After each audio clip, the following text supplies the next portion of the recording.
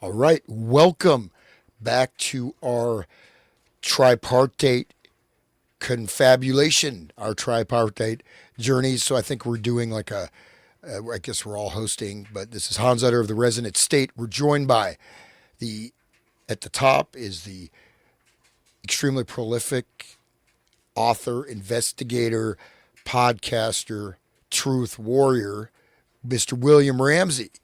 Below him, Sean McCann, Wake the Dead, of the Wake the Dead podcast. And so we are continuing in this, what I have to say, just as an aside, is this real time journey. When we started this just looking, I think it was supposed to be one episode looking at the Manchurian Candidate movie.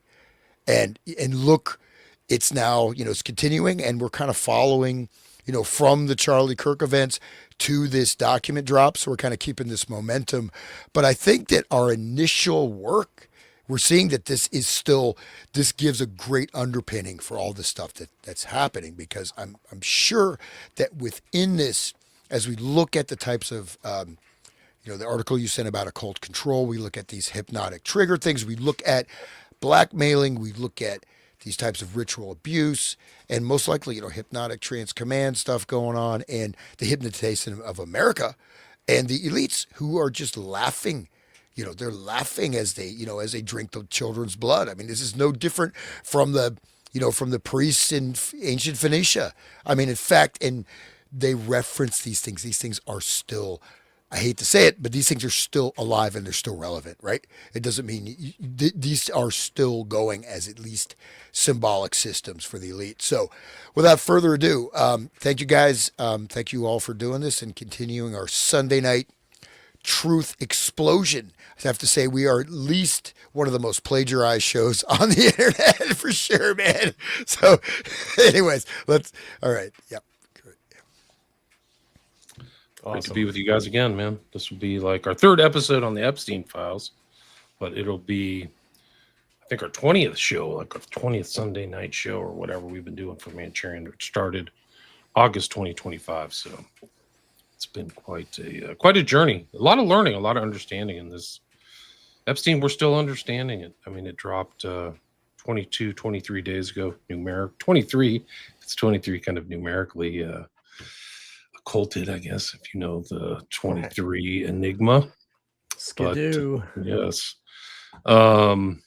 But just keeps unraveling in the depth and the connections and the people and the stuff like that, and this ritual stuff. Like, what's amazing is how much these guys knew about esotericism, occultism, and the larger stuff, about Nabokov and all these things that kind of tie in and overlap with some of the themes that really in Manchurian Candidate, incest and things like that. So it's very dark, and the cover-up's just incredible. Like, I think that the mass media isn't even covering it at all. I think they're covering that Guthrie girl whose mom disappeared is in. And so the talk about mind control or mass mind control, like, I think it's just really off the charts. It's just an incredible event because of how many people aren't dealing with it. But I think the younger generation is. And evidence of that is this man today. This is February 22nd. He's Austin Tucker Martin, got angry and tried to take the law into his own hands in vigilantism and attacked Mar-a-Lago and died. Well, just notice though, again, okay, this could indeed be, just the guy just was fed up, or was he? So you notice he has three names. They always have three names, right? ATM, Austin Tucker Martin. So you have Austin, like Tucker Carlson, and Martin. So it's not, there's some reference points to that name. I'm not saying that, 666. Look, say each letter of his name, is it six, right? Austin, Tucker, and Martin. So it's 666 in terms of the number of letters. I'm just saying that these things that would be like, I mean, I probably 7 years ago, 5 years ago, I'd be like, dude, this guy's out there, man. Do you believe in like UFOs, aliens? No. But this, whether you think this way or not, this is how they think, and we have proof of that, right? So it's not just, and but just notice his name 666 21. We see numerology. Just I'm not like an expert on it, but it's interesting to see. And these things are absolutely relevant. I mean, 6 letters in each thing. I'm sure there's some significance to his name. 21 years old is also significant. 21, The blackjack. article was published on the 22nd of February. That's 222. Yes. Right. And what time was the shooting? Exact time of the shooting? I don't know. I actually literally just found out about this within the last hour. I just thought it was incredible, like the timing, but also just like the theme of like vigilantism, which I've talked about in the last couple of weeks, where like people are going to take the law into their own hands because they're not getting any justice. Well, isn't that Luigi guy? A Yeah, hero? Mangione. Yeah. He's a hero now, right? I mean, my understanding is they couldn't convict him. right. So, yeah, It's probably the he's wrong guy. kind of seen as a hero. Probably a setup. That wasn't the real guy.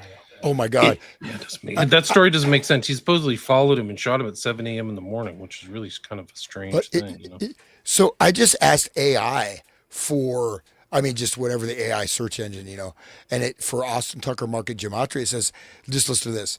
I cannot provide a gematria or numerical interpretation of names for Austin Tucker Market, as this type of analysis is speculative and not supported by factual reporting.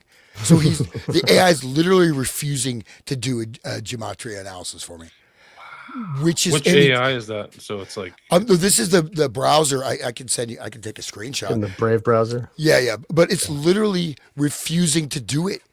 Because it is analysis is speculative and not supported by factual reporting. Oh, like Omega Man is factual, right? Omega all the things they told Omega Man. Yeah. Seriously. So so to me, that means there's something there, right? That's a nice. And then February 22nd, early hours of Sunday, it says 1:30 a.m. Around 1:30 a.m. That's I don't know. 1:30 a.m. 13. All right. And his sister died on August 23rd, 2023. Kathleen Renee Martin. So anyways, it's very. It's interesting to see the knowledge set. Like these people, they're taught different school. They're taught different like history. These people they're raised in like Jesuit college or Jesuit schools, and they're given, Greek understanding. They're given the mythology, and this occultism is like a language that they speak. It's a knowledge set that pretty like all of them have, it seems. Well, it's not just that. So if you look at, say, like the trivium, the quadrivium, the basic components of learning, where you actually learn how to think, you learn what categories of reason are, you learn how to write, you also learn. So this mythological, and this is something I really want to stress, is that this mythological infrastructure is still active and still being activated. Artemis, whatever, you name the space shuttle, something. These things are still, they're still functional, and it's just that you could look at someone like Herman Melville, who didn't even go to, I think he went to like third grade, and he wrote one of the greatest books of all time. But there was a basis of thought and understanding. This has been completely removed from the ken of most people, and in fact, a lot of these schools, they can't use any electronic devices at all. They're not learning off iPads. They're learning traditional, learn Latin, learn Greek, learn how to think, learn these things that are really most people have no idea about anymore. And in fact, it's one last thing I'll say is that if you haven't developed these skills, you try to do it later in life, it will cause you almost physical pain. Like if you really strain your mind, it's like you got to push through it, because it's like you're breaking through the, climbing out of the swamp, man, because it's hard. It's hard to get these skill sets, but when it's ingrained in childhood, you have a massive advantage over the regular society. Good point. Yeah. You have to tell people the word rhetoric today, and their ears will start bleeding, like they have no idea, which is really a foundational part of like Roman education. Right. Yeah. And people they've like sullied the term, because like people, they act as if it's like a sophist type of thing where your rhetoric is you're only using rhetoric in a way to manipulate my understanding, and so it's got this kind of negative Right. Good point. connotation. Yeah. Good point. I would highly recommend a book. It's the Trivium by Sister Mary and Joseph, and it's a book that's written for students, but it has such a deep analysis just of all these basic categories. What is rhetoric? What is logic? What is grammar? What are these modes of understanding? And then they have geometry, astronomy, mathematics, and music, and these are all different forms of knowledge. But you go through the basic thing: what is the purpose of rhetoric? How do you communicate? And all this stuff. And these things people don't even. You have to go to the roots. And I'll tell you, it's just see it. Okay, I will tell you if you. It's a good test, litmus test. How difficult is that book for you to read? So yeah, the Trivium and Quadrivium by Sister Mary and Joseph, and just to do that, it's very important. We have to see that there's also been a strong current of anti-intellectualism or whatever. But I mean, get this type of basic knowledge. Make sure your thought process is clear. You understand. Then you can and you go through all the logical fallacies, and these become them right off the board. You listen to an argument. Wait, that's a logical fallacy. That's a logical fallacy. And if you analyze these politicians, logical fallacies, top from here to eternity. For real, man. Yeah. Just the idea of voting to fix anything is a logical fallacy. Right. That's what this Austin Tucker guy was talking about online. They're starting to get his texts. But he's like, you can't change anything, raise awareness. Wow. I mean, he left a like a pretty, I mean, if he's real, he left a lot of text online and stuff. Well, The shooter guy? There's a professional football player. The same, like I'm still trying to get one of these AIs to do the geometry analysis. It won't do it. I don't know why. It's funny. But there's Austin Tucker Martin is a defensive back. Says Sport American Football. So I don't know who that guy is, but there's a football player also. Let me just see here. This isn't the first guy who tried to, raid Mar-a-Lago. Remember Ruth tried to do it before the election, and the guy was missing, so he went rogue and then he attacked. But he wrote, like, this is according to his emails. Yeah, that guy was a whore for P. Diddy. He would, the guy who Ruth? Not the guy on the golf course. Okay. The guy that lit an explosive at Mar-a-Lago, like at the carport. Oh, yeah, I remember that one. And he got arrested, and in the interrogation, he was saying that he was a hired gigolo for P. Diddy. P. Diddy parties. Yeah.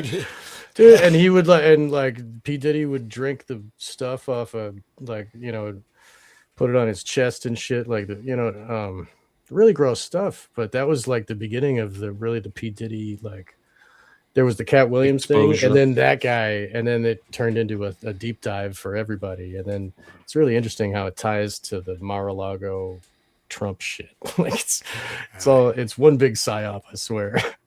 I guess last night they played, I don't know if it was at Mar-a-Lago or at the White House, but they played My Way. And if it was at the White House, but if My Way's background, Satanic Church loves that song, or the Church of Satan. It's like the most satanic song imaginable, and they're literally playing it at the White House. So there's this undercurrent of Stone Cold Satanism, which we're going to cover today too, this talk. Yeah, it's Frank Sinatra, though. There's a couple other songs Black. There's one like Black Magic, and I forget the name of the song, but Sinatra was. You go to the Rat Pack, and they're tied into the whole Las Vegas thing. It's of course Sammy Davis Jr. But we see that this elite.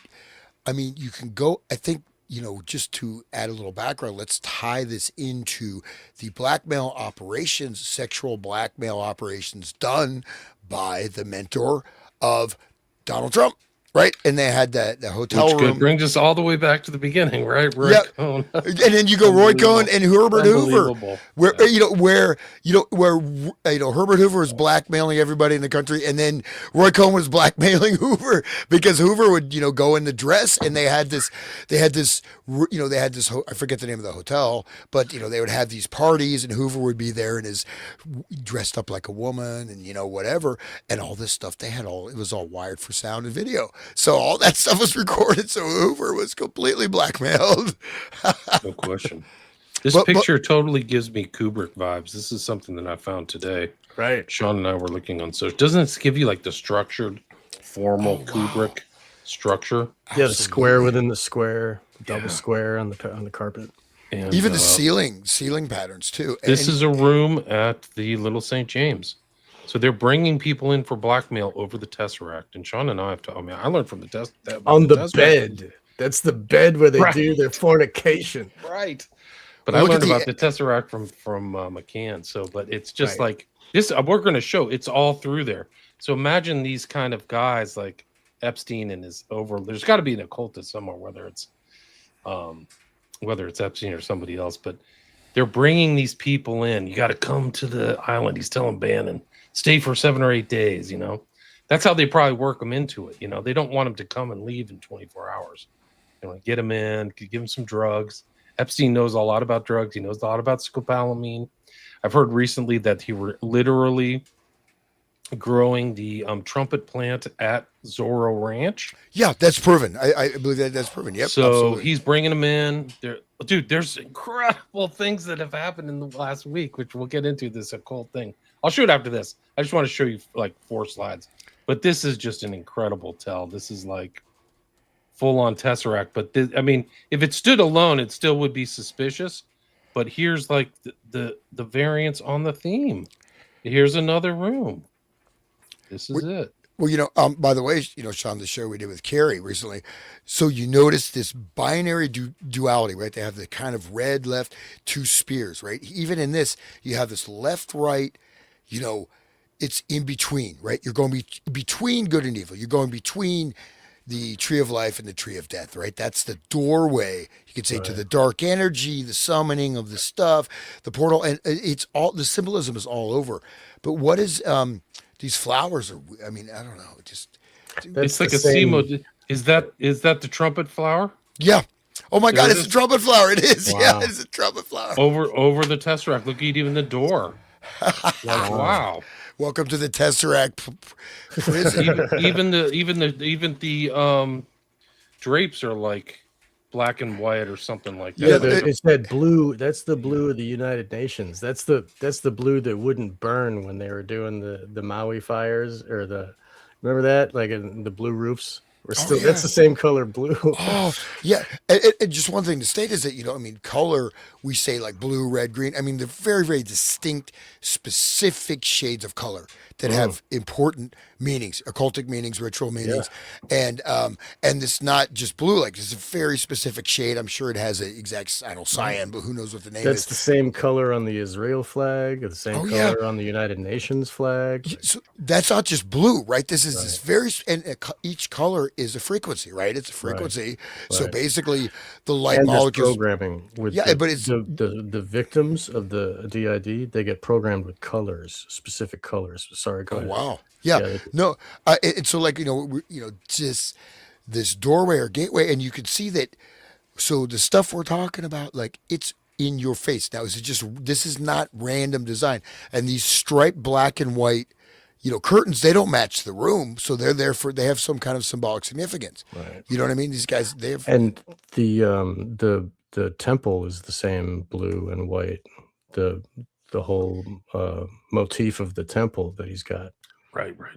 That used to be there. They painted over it, and they took down some of the statuary too. They apparently had a lot of statuary. But this is the shooting of this and the structure and the kind of formalism and the how it is very reminiscent of Kubrick and The Last Picture. So and look at that the candelabra, that thing, that's really weird. That's like a trip. Like, what is going on with that light fixture? That's kind of how the flowers hang on the scopolamine plant. they kind of like swoop down like that. It's weird. But I mean, Here's the bathroom. Hey, you want to go there to it the is. bathroom? Yeah, look at the square. Yeah, dude, what a trap. Come on in. This is That's just the like covert. prison. Tesseracts everywhere, Yeah, man. dude, It's like it's no joke. oh man. That's William, crazy. everybody always wants me to mention the Jews. These guys are a lot Jewish. They're not all Jewish. Staley's not Jewish. Gates is not Jewish. Nicholas Beyond not Jewish. Jews. Yeah. But they're Jews. There's a lot of Jews. The mega group is Jews. Black is a Jew. Hoffman's a Jew, if that makes you feel better. But It's like a title. It's like I mean, I heard a interview with Jacob Rothschild talking about, they asked if his kids were Jewish or if he Sean, I think raised you're breaking up, or my headphones breaking up. it's your headphones. He That's sounds just, fine. Okay, that's good. Jacob Rothschild was saying before he died that he was asked if he raises kids Jewish, and he said he raises the girls Christian and they raise the boys Jewish. And I think that goes along with the mind control and the way that it, the circumcision and all of that kind of creation of a warrior mindset, like the damage that this type of mind control gives them, makes them good businessmen and makes them, proper for the hierarchy that they will eventually become part of. These babies, they gotta get them young, like the mothers of darkness that choose what they're gonna do in their life before they're 7 or whatever. But I think that is it's interesting that why would you do the girls different? Why is it related to? It's because of their role when they get older of what's going to happen. Why they're affecting their brains in such a way. Oh, hey, sorry to interrupt. I finally, by doing the gematria analysis of the football player, I was allowed to get the gematria of his name. So I don't know if these numbers mean anything, guys. I'll just go through it. 84, 78, 75. That's Austin Tucker Martin. 237 is the number. I think that's an important number, right? 237, 363. 237, dude. Room 237. Yeah, his number. The name adds up to 237. Yes. 237. What is? Yes. You want? The Shining. Room. Oh yeah. Oh, I'm gonna just cut and paste this in the chat. So tell me about 237. I'm not. Well, it's like it's the place of transformation. It's like that's where Jack meets the ghost. That's where Danny gets attacked. And Danny first touches the doorknob at 42 minutes in the film, on the film's timeline.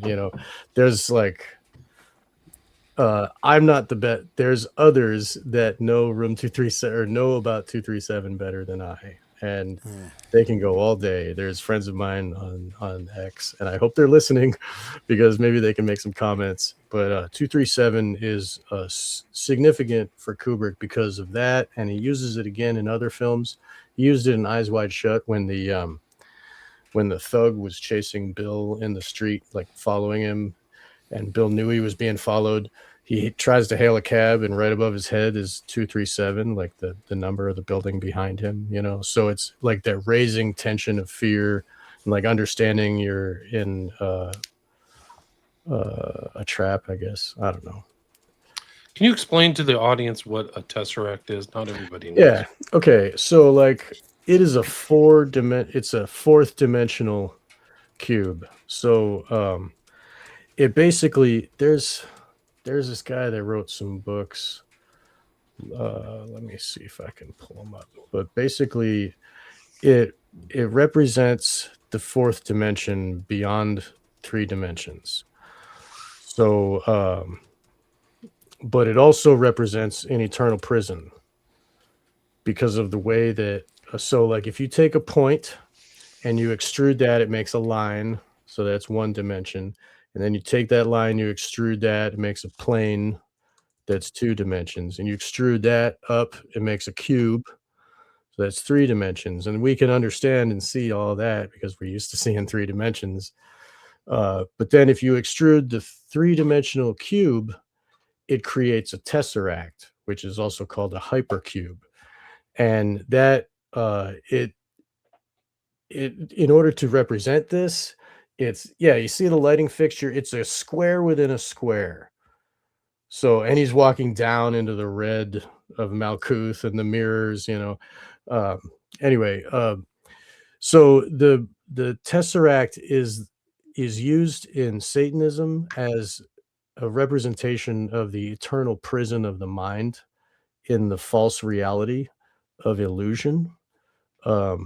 So the Satanists like would rather rule hell than serve in heaven, you know, that whole ethos. And so they create a hell out of this world, and they're creating a second world within, and that's the inner cube is the trap. And it's held in, if you look on all sides, it's held in by the trapezoids. And that's another highly significant symbol. There you go. Mark Passio describes it perfectly. Yeah, right there. The hypercube is one of the most occulted symbols within the dark occultism, yet is found prevalently throughout our society in the form of octagonal symbolism. So, like, if you take the hypercube and you represent it onto 2 dimensions, like a shadow of the hypercube on 2 dimensions, it creates an octagon. So that's what like the black hat of the police is like a black octagon on their crown chakra, capping them off from like the reality. Anyway, in 3 dimensions, it appears as a cube within a cube. Symbolically, it represents a never-ending prison which perpetually renews itself, or in other words, hell. So Passio does many more minutes talking about it. That was I just read the slide, but people should check out. This is part 2 of Demystifying the Occult, Satanism and the Dark Occult. I was actually at this one. I drove down from Massachusetts to Philadelphia to hear him say this, talk about this. But anyway, so the hypercube it represents the prison of the mind, right? And so like the inner cube is always trying to, it extrudes, but then it becomes the outer cube, and then an inner cube is there again, and it's continually renewing itself. So it's an eternal trap. And so that's what, since we're talking about The Shining, when Danny rides his tricycle down the hallway, that long shot of him going down the hallways, the far perspective of the far end of the hallway is a little square, and then as he rides towards it, it gets bigger and it becomes the outer square, and then we have another far like inner square. So like the the tesseract can be represented like going into a tube, kind of. It's like a forever tube. Like if you look at people going into the pyramid and they got like a little headlamp and it's just like this square in this blackness around, you know, that's what I picture. But anyway, so like as Danny rides through, that is the extrusion, and it creates the illusion of the smaller cube getting bigger, and then another smaller cube, and it's like Danny is traveling into it. And at the end of 2001, Jack, or not Jack, but Bowman is trapped in a timeless space. So that's 4th dimension is beyond time, where time doesn't happen like in a linear way. And supposedly non-corporeal entities experience time in that way as well. Like they can,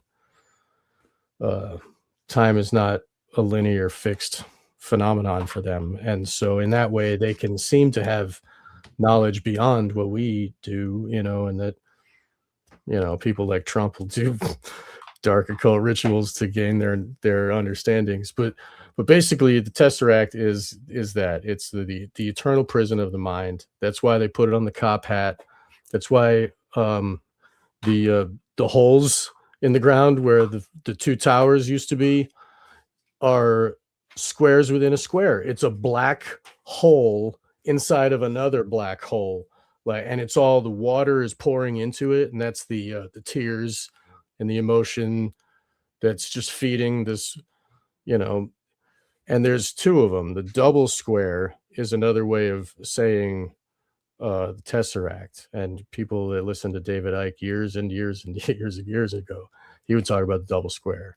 And so like that octagon is one way of representing it, and another way is a square within a square, like right there behind Trump on the wall. Those are a bunch of squares, and it's as if he's in a golden one. Like what a douche. But, Well, just to tie this in again, you can say these guys, these are crazed conspiracy nuts. They're off their rocker.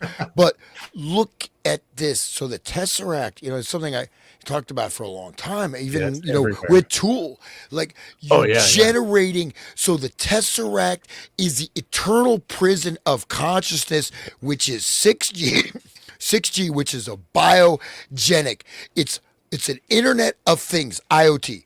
Like someone said, "Oh, Whitney Webb broke this news," and maybe she did, but I talked about it before she was born. I'm just kidding. I'm not that old. But basically, Laundry's done.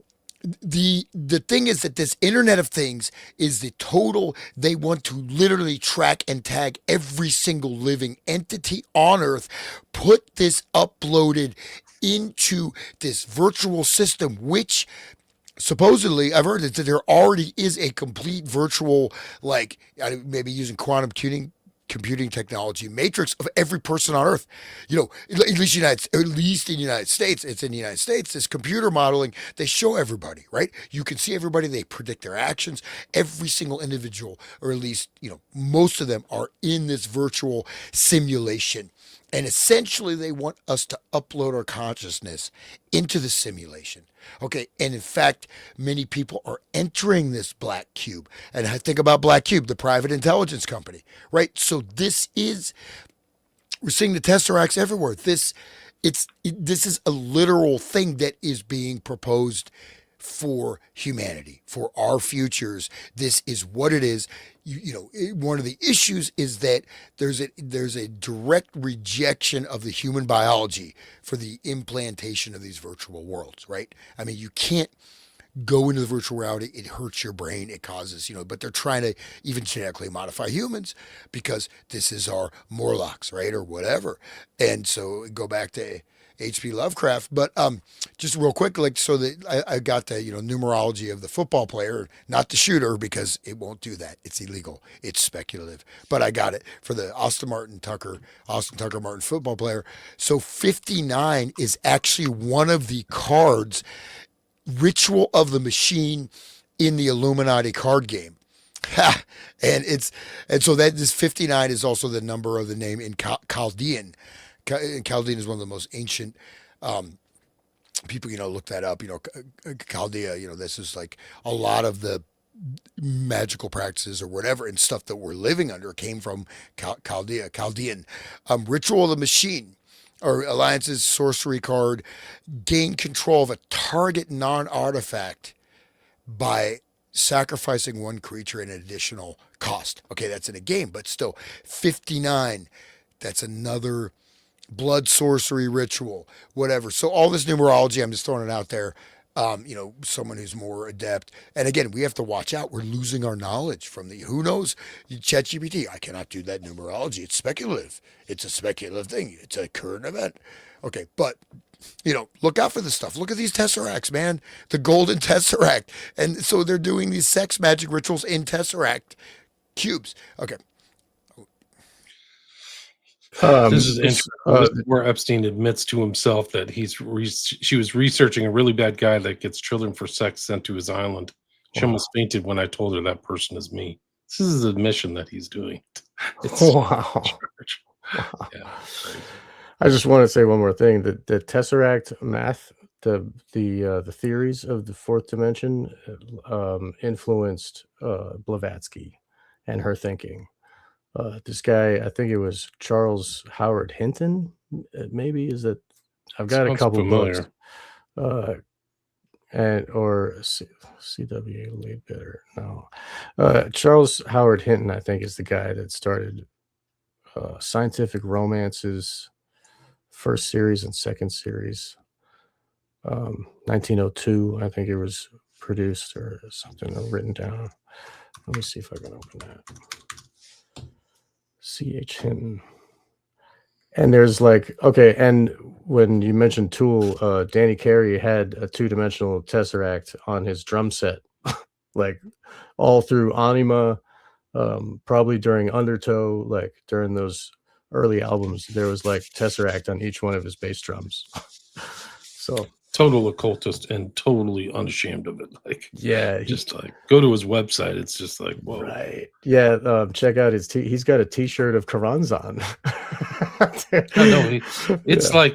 It's like a primer for Crowleyism. It's just like, yeah, not even he sells shit. the books. He deals Crowley's books. Yeah, he's got freaking White Stains, like $10,000 version of White Stains. Yeah, fucking actual jizz on it.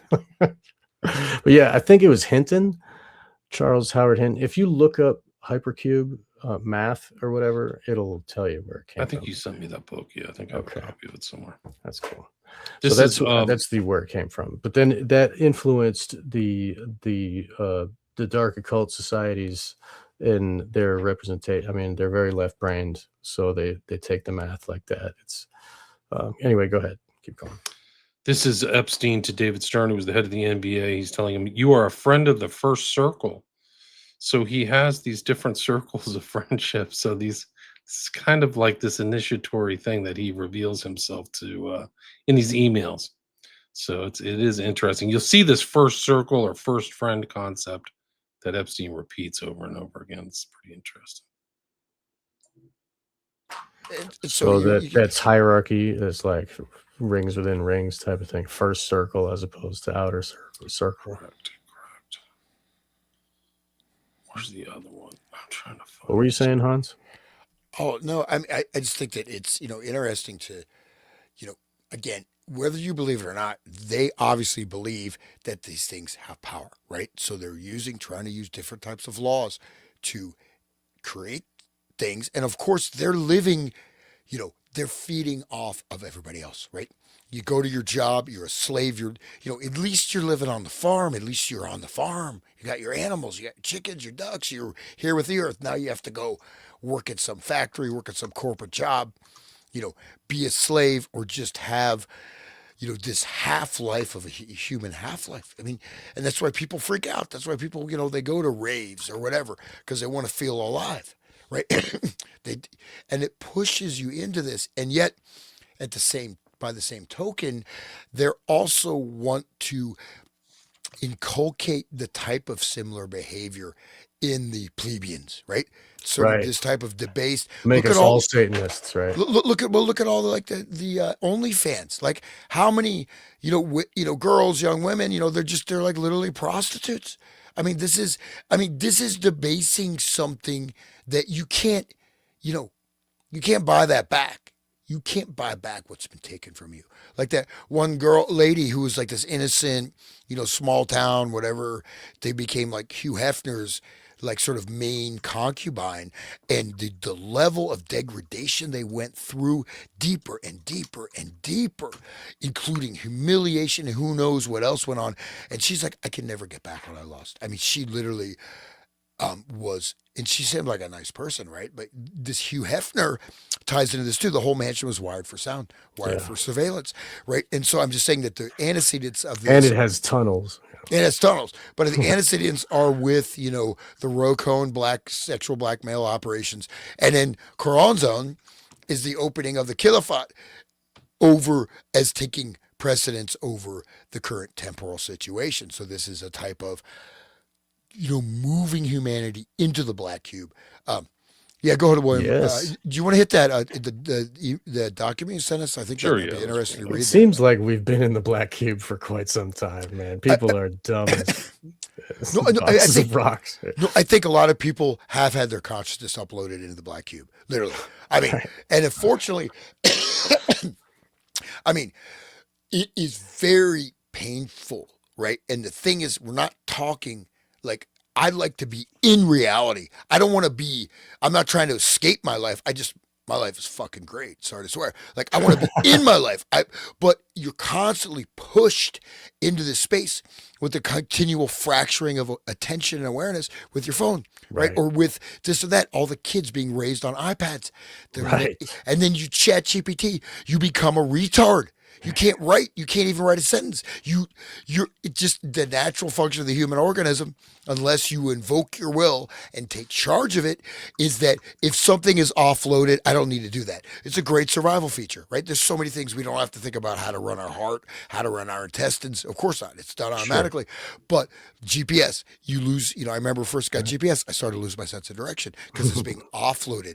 You lose your ability to think and it's It's by offloaded. design. I mean, look at what they did to schools.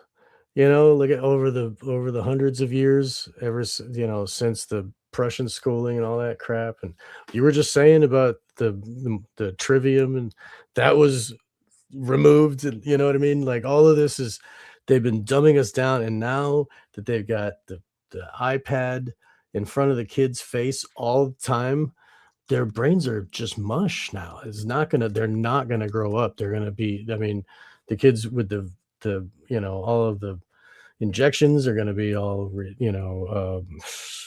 autistic, and the rest of them are gonna be stuck in the computer. Like, they got them, man. No, I mean, and this is so I did shows on this about 2018, 19, which I'm gonna be uploading. Did a deep dive for like a number of things into the whole the epidemic of autism and how this is becoming Yeah, normalized. And in fact, autistic people, they possess a lot of times they can possess great skill sets. So they're your perfect I know bio robot. someone. Perfect. There's your I know bio robot. someone. You put Yeah, them in position, and it's neurodiversity, right? It's neurodiverse. So autism, what you look at autism rates skyrocketing, just crazy. boom. And what? Oh, there's a weird. If you have another graph, which I don't want to say here online, but there's something that you inject that Right. doesn't get you high. If you have that graph with the autism rates, they exactly line up straight Right. top to bottom. There was actually, like, sidebar, there was recently, uh, Jimmy Dore had somebody who wrote an article where they did an actual, like, real peer-reviewed test about, the triggers of autism and how it relates to those things that don't get you high that you just mentioned. And he said that, uh, there's a infection in the mother that triggers.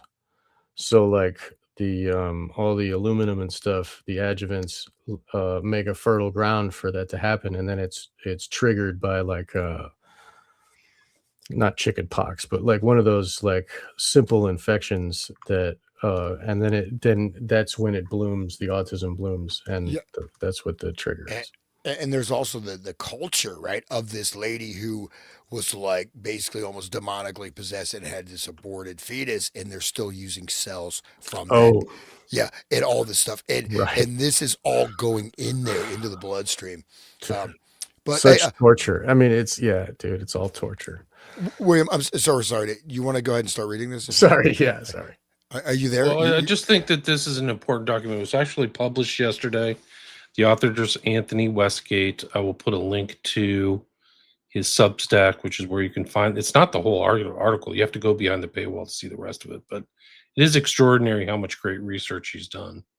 And the full title for audio is "The Epstein Occult Dossier: Uncovering the Secret Society's Occult Doctrines and Transhumanist Agenda in the Epstein Files," which is an occult doctrine in a lot of ways. But he caught a lot of stuff. He caught a lot of the emails, Bilderberg stuff, money's pudding things, hasty pudding, like these kind of semi secrets. Order of the Golden Sphinx. Um, these one, I think one is called Killing Kittens in the UK. So he's very interested in all of these kind of stuff. He talks about Le Cirque, which is another one a lot of people don't know about, but Bohemian Grove, the Zodiac, I think we mentioned in one of our other shows, but he goes in greater detail about that. Um, the hierarchy of the inner circle, so this concept of the inner circle, which I just mentioned, but it's like he had this kind of inner circle view. He knew about Mozart, the harem, And people were asking about Rosicrucianism, but this one is really incredible. It's an email from March 17th, Well, 2013. dude, I just gotta say, I just saw in that document he donated $375,000 to the Order of the Golden Sphinx, Right. Yeah, I sure from the did. Hasty Pudding Institute. Right. The Order of the Golden Sphinx. That's pretty weird. Past pledges have many connotations. A pledge of allegiance, pledge of assets, most similar to giving pledge, includes the comments that relate to fraternity pledges. Wiki, fraternity brothers often involve pledges and exercises of loyalty and trust. Pledges and brothers may also have a pledge project they work on together, building something for the house, for example, and be in charge of tasks like cleaning up after a house party. So he knows about secret sociology. Pledges may do things for brothers, like serve as a designated driver on weekends. If the brothers feel a pledge has completed his pledge education to their satisfaction, he can be initiated into the brotherhood. The actual initiation ceremony is shrouded in mystery. It may take several hours and involve chanting, robes, blindfolds, and candlelight. The pledge will be initiated into the secrets of the fraternity, from secret mottos at grips, handshakes to passwords and meanings behind rituals. He will be sworn to secrecy. Why not follow giving pledge with initiation into the most select group, joint project, etc.? Totally knows all that stuff. It's really crazy. By the way, your video's frozen. I don't know if that matters. You look good. It was just like you have this It's just I have this like dumb thing in the back. Yeah, no problem. But yeah, so I mean, this is like we're seeing. I mean, direct, and he's very interested in this stuff. I mean, it's not just like he's right in the middle of it. So this see, where are we? So I don't need to read it, but it's secret societies and cabals. So he's part of the Trilateral Commission, Council of Foreign Relations, Bilderberg Group. So these are the infrastructure of the global control matrix, and I think everybody can see that, whether you want to see it or not, it's right there. Now, what if I was part of the Bilderberg Group? If I had been led into the secret societies, maybe I'd say this shit is great, but I wasn't. But I'm gonna bring you all down. Ha! I got the funk, man. I don't care.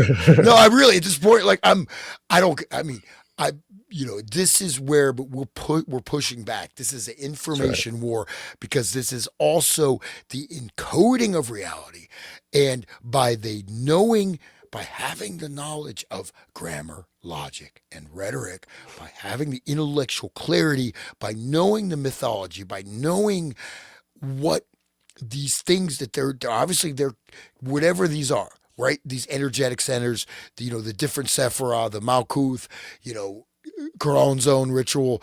This is all tied in there, Tesseract, etc. So, also, the Bilderberg was created by the Order of the Golden Fleece. So the woman who started that, what's her name, Beatrice? She's a member of the Order of the Golden Fleece, which goes back to the original owners of the world. And Teal was the chair like this year or last year, and he's all over these emails with Epstein. It's just incredible stuff. But one more thing, just to bounce back to like the whole Tesseract, because the Tesseract is in Rosemary's Baby, right? And then here is Alec Baldwin mentioning this. Jeffrey invites you to the set of the new Woody Allen movie and watch some of the filming later today with Alec Baldwin. Jeffrey is copied here, so you coordinate directly. This is 2012. Best wishes. Witches is probably correct. Yeah, right. I think Polanski must be like 5 feet tall. He looks almost like he's a little person. But we do have to say though, there's people in the media like, Woody Allen's a genius. I mean, like, Woody Allen, everything you want to know. I mean, that like, I'm traumatized. I watched the movie. Everything you wanted to know about sex, but afraid to ask. Like, my brain is still not recovered. But he's like this really irritating guy. His movies are pretty crappy, I'm sorry to say. And he's a complete, he's a incestuous dirtbag pedophile. And his movies really aren't that good. And there's a lot of these musicians and artists. Oh, he's a genius. He's great. And it's like either people don't They're taught to actually say that. engage with it. But the thing is, like, especially being a professional musician, I'm still going somehow, by the grace of the Almighty Creator. But I stay on that path, man. You don't want to deviate from that right now. You can't. This is not a time to mess around with things like this. But basically, there, people don't even listen to music. They listen to what mimetic structuring has been implanted in their brain, and then they're going to like it. Literally, they don't even hear the sound. Yeah, the millennial whoop, like that whole thing. Whoa, whoa, and I mean, it already sounds like you already like it because it's something that you already been trained to like. And the millennials, although for a while they were all going, oh, whoa, whoa, and all there's not even any words. It's like a bird song. I don't know if you remember the millennial whoop, but look that up and you'll learn. Well, and someone just mentioned Einstein. So Einstein, what did he really do? Oh, He removed ether. He removed the ether equation. What is all the actual working technology from Tesla? It works on ether. Okay, Einstein removed it, and then suddenly we're in this realm of relativity. Well, and what is most math and physics doing? They're either just going into these fantasy lands of endless equations. Right? It's like, right. It's like it's like a Borges story. It's literally like a Borges story. But, or else they're trying to go deeper, fracture the atom, and in fact, open up spirit portals. Like, these are things like what I mentioned that before, like, you don't need to do that. You should not affect the human genetic code. We don't need to do this. We don't need new atomic power. We don't need these things because they are anti-natural. We don't need these powers unless you're going against, right? If human beings were able to invoke their intelligence and free will, the earth could be a complete paradise. It's human beings that have made earth a problem. It's not. It's right. We created this illusion of slavery that we all abide by. Yeah. Preach it, Hans. Anyway, this is his books, right? We talked about Tantra last time, right? So I think we should go into this a little bit more because we want to understand, like what I was saying about Tantra. Again, you can see, like, if you want to understand, like, there's a book like Sir John Woodruff, The Serpent Power, also published under the name Arthur Avalon. He did a series of books. He was a high court judge in British Raj. He was a judge, and this guy came before him, and he said, I'm innocent of this crime, and you cannot convict me. I'm protected by my guru. And so every time the verdict was guilty, every time he opened the page, it was changed to not guilty. And it happened like a dozen times, and he said, okay. And then so he started studying. He learned Sanskrit. So he goes into the actual philosophical basis. It's called the Garland of Letters. It's basically kind of like a type of how Kabbalah letter sound, but that's the philosophical side. It has nothing to do with this. But this is when we say Tantra in this context, this is very important to understand. This is what they're talking about. I don't know. Should I read it? I guess, or you can. Yeah, go ahead. Okay. He argues that Kabbalah, and again, every spelling, either Kabbalah or Khilafat, indicates this has a very distinct meaning of what layer of interpretation you're being used, right? You have Hermeticism, you have hidden meanings, you have layers of meanings or interpretation. So that with a Q, with a K, this means a lot, whether or not, this person is aware of that. But okay, anyways, he argues that Kabbalah formed the basis of Western sex magic, and the magic with a K. Again, letter magic, right? In all its forms as it exists today. The book describes Crowley's ninth degree ritual in which the core sex magic instruction of the OTO, written in an alchemical cipher. It includes detailed discussion of the sexual symbolism of the Jerusalem temple, the cherubim figurine in the Holy of Holies, and the question of what the temple's innermost sanctum was actually designed for. I should note that I would not advise looking through this text as it contains explicit sexual imageries and numerous blasphemies that I will not mention. But here, okay, so, well, anyways, I'll stop there. Okay, Hyatt was Christopher Hyatt was a co-founder of the Thelemic Order of the Golden Dawn. So, co-founder of the Order of the Golden Dawn. So this guy, a modern one. So it's not. It's a reordered Golden Dawn. Okay, he's not the Hyatt was post World War II. he's a contemporary with all these other OTO guys. Wasserman, who wrote the intro to his stuff, McMurtry, Robert Anton Wilson, all these guys. So they all published their books at a place called Falcon Press, which references Horace. I think it's Falcon Press, but it's not the original. Oh, also, what's the other guy's name who was Crowley's apprentice? It's the guy who moved Kenneth Grant. No, he moved to New Mexico. See his face, I can't remember now. But they're all contemporaries. There's some great bickering between those two, though. It's good stuff. Crowley, he called Crowley gay. Oh no, Crowley. I'll see if I can find it. It's in my book, Children of the Beast. It's too funny. I'll find his name too. What I'm sharing there is an encyclopedia of the occult, and there we go. Okay, that's called Cult and Occult, and this was in Kubrick. I have this because Kubrick was studying this for Eyes Wide Shut, so I made sure I found it. Wait, I'm doing the same thing. Oh yeah. So so anyway, this it goes pretty deep. Edited by Peter Brooksmith, and here, let's see. Israel Regardi is the guy's name. Oh right, yeah, I should have thought of that. So there's dowsing. Where is it? So when it gets into sex magic, it starts with Tantra. And it says that it all starts there. Okay, Zodiac. I should have looked at that. Oh yeah, Crowley was made fun of Regardi for being Jewish. He called him like he came from one of the vilest slums in London. He was in fact morbidly conscious of his racial and social shame, and it embittered his life from the start. So Crowley was always bitching at him. And then, I mean, so apart from his inferiority complex, he was found to be suffering from severe chronic constipation, and measures were taken to cure him of this, and also his ingrained habit of onanism.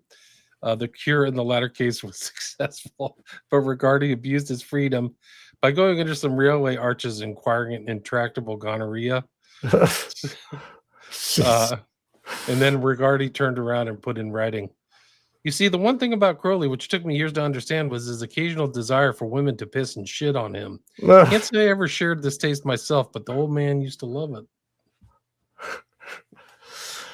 Yeah. The fallouts between Crowley and his followers were always like epic. He never had like pleasant, you go your way, I'll go my way kind of events. They were always like dust up. So I just found this on my bookshelf. This is a John Woodruff book I mentioned. So if you want to actual Indian Tantra, because there's a lot of this has nothing. Yeah, this is an English book. This is English people. Yeah, it's a translation of a text.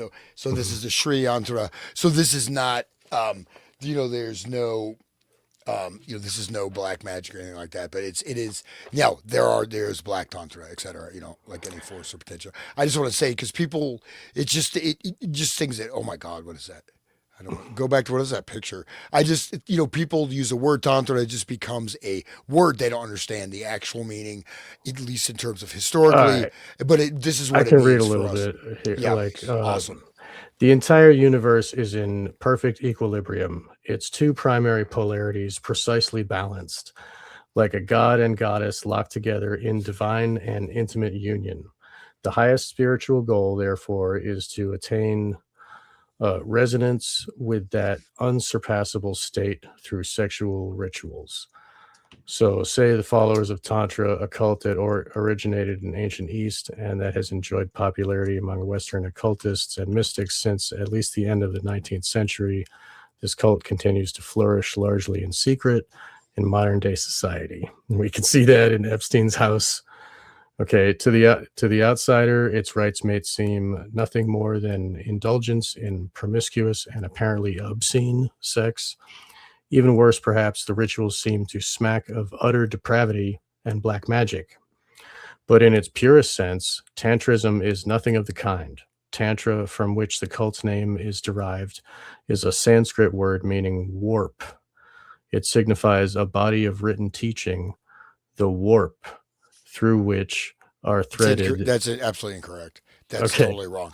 Well, It just means it means machine or vehicle. So it means right. like for example, the sitar style, original sitar style is called tantrakara, which means what? Instrumental. Tantra means instrument. It means a technique. It means a machine. Right. It means an Right. algorithmic set of practices. It does not mean warp. So that's Okay. Okay. so. Well, all right. But go Well, ahead. Sorry. putting that aside, right? So basically, it's the Shiva and the Shakti, and it's the Kundalini, the raising up of your Kundalini to, and that's your Shiva, and it meets the Shakti at your crown chakra, and that is what is the goal, right? Is that what we're getting at here, Hans? I'm sure there's probably valid, like it's valid information in this article. It's just There is but I mean it talks about specific cults that do this, and it talks about a dude that has these powers, and talks about Francis King wrote lots of books. um, Edward Sellon introduced Tantrism to Britain through a few English and French academies, had shown an interest in Hindu sex. In the 18th century, Sellon, a soldier, fencing master, and pornographer, became acquainted with tantric sexual rites in India, and his Annotations on the Sacred Writings of the Hindus appeared in 1865. In the United States, possibly the first person to study and practice the form was Pascal Beverly Randolph. He established various secret groups, one of which is believed to survive in France today. Like some Bengali practitioners of Tantra, Randolph used hallucinogenic drugs in his rites to attain heightened states of consciousness. Another cult with distinctive tantric overtones emerged in New York around 1919 under the name the Braeburn Club, B-R-A-E, Burn Club. It was headed by Pierre Bernard, who styled himself the Omnipotent, and his wife, one Mademoiselle de Vries, a vaudeville dancer whom he had taught Oriental dancing and the basics of Tantrism. So these, I mean, it documents like the history of this in America and in Europe. The inner sanctum of this club was the Secret Order of Tantrics, whose members came to regard Bernard as a kind of man god. Bernard and his wife aimed to teach men and women to love and make women feel like queens, a clear echo to the tantric belief in the supremacy or superiority of Shakti. One tantric aphorism actually says, Shiva without Shakti is a corpse. Other occult groups had already adopted Karl Kellner, wealthy German industrialist, had established an occult order based upon the sex magic he claimed he had learned. He's one of the founders of the OTO. Yeah. Right. So this group developed the Order Templi Orientis, branches of which spread throughout Europe and parts of Scandinavia. The magician Aleister Crowley became a leader of the British OTO in 1922, but he moved away from tantric ideas and introduced elements such as magical masturbation and homosexuality, and added degrees of adeptness of his own invention. He also used sex magic for temporal gain, which is not commensurate with tantric teaching. And so I'm not like, we just want to stress that I'm just going like more technical, academically. So this term, of course, in the body of practice associated with, you put on the name Tantra. So I'm saying the philosophical basis, but this, go back. I mean, this is deep. Like this is, so this is actually, this is a great book. Kandala. There's Agora and Kandala, right? And there's other, I mean, like I said, in India, there's a law against doing black magic. Okay. So this stuff is like, and this stuff is hardcore. Like I know somebody who actually, their father died. These people did this ritual. They chanted for 2 days and their father just died 2 days after that. And they took the property. And I mean, this stuff happens. And so it's there. Right? And so then there's all kinds of people, they do, black, this and that. So I'm saying the original it's quite interesting. Just as a philosophy, has nothing to do with sex actually at all. It's Right. just but it's connected more like with Kabbalah. Now, talk about Kundalini.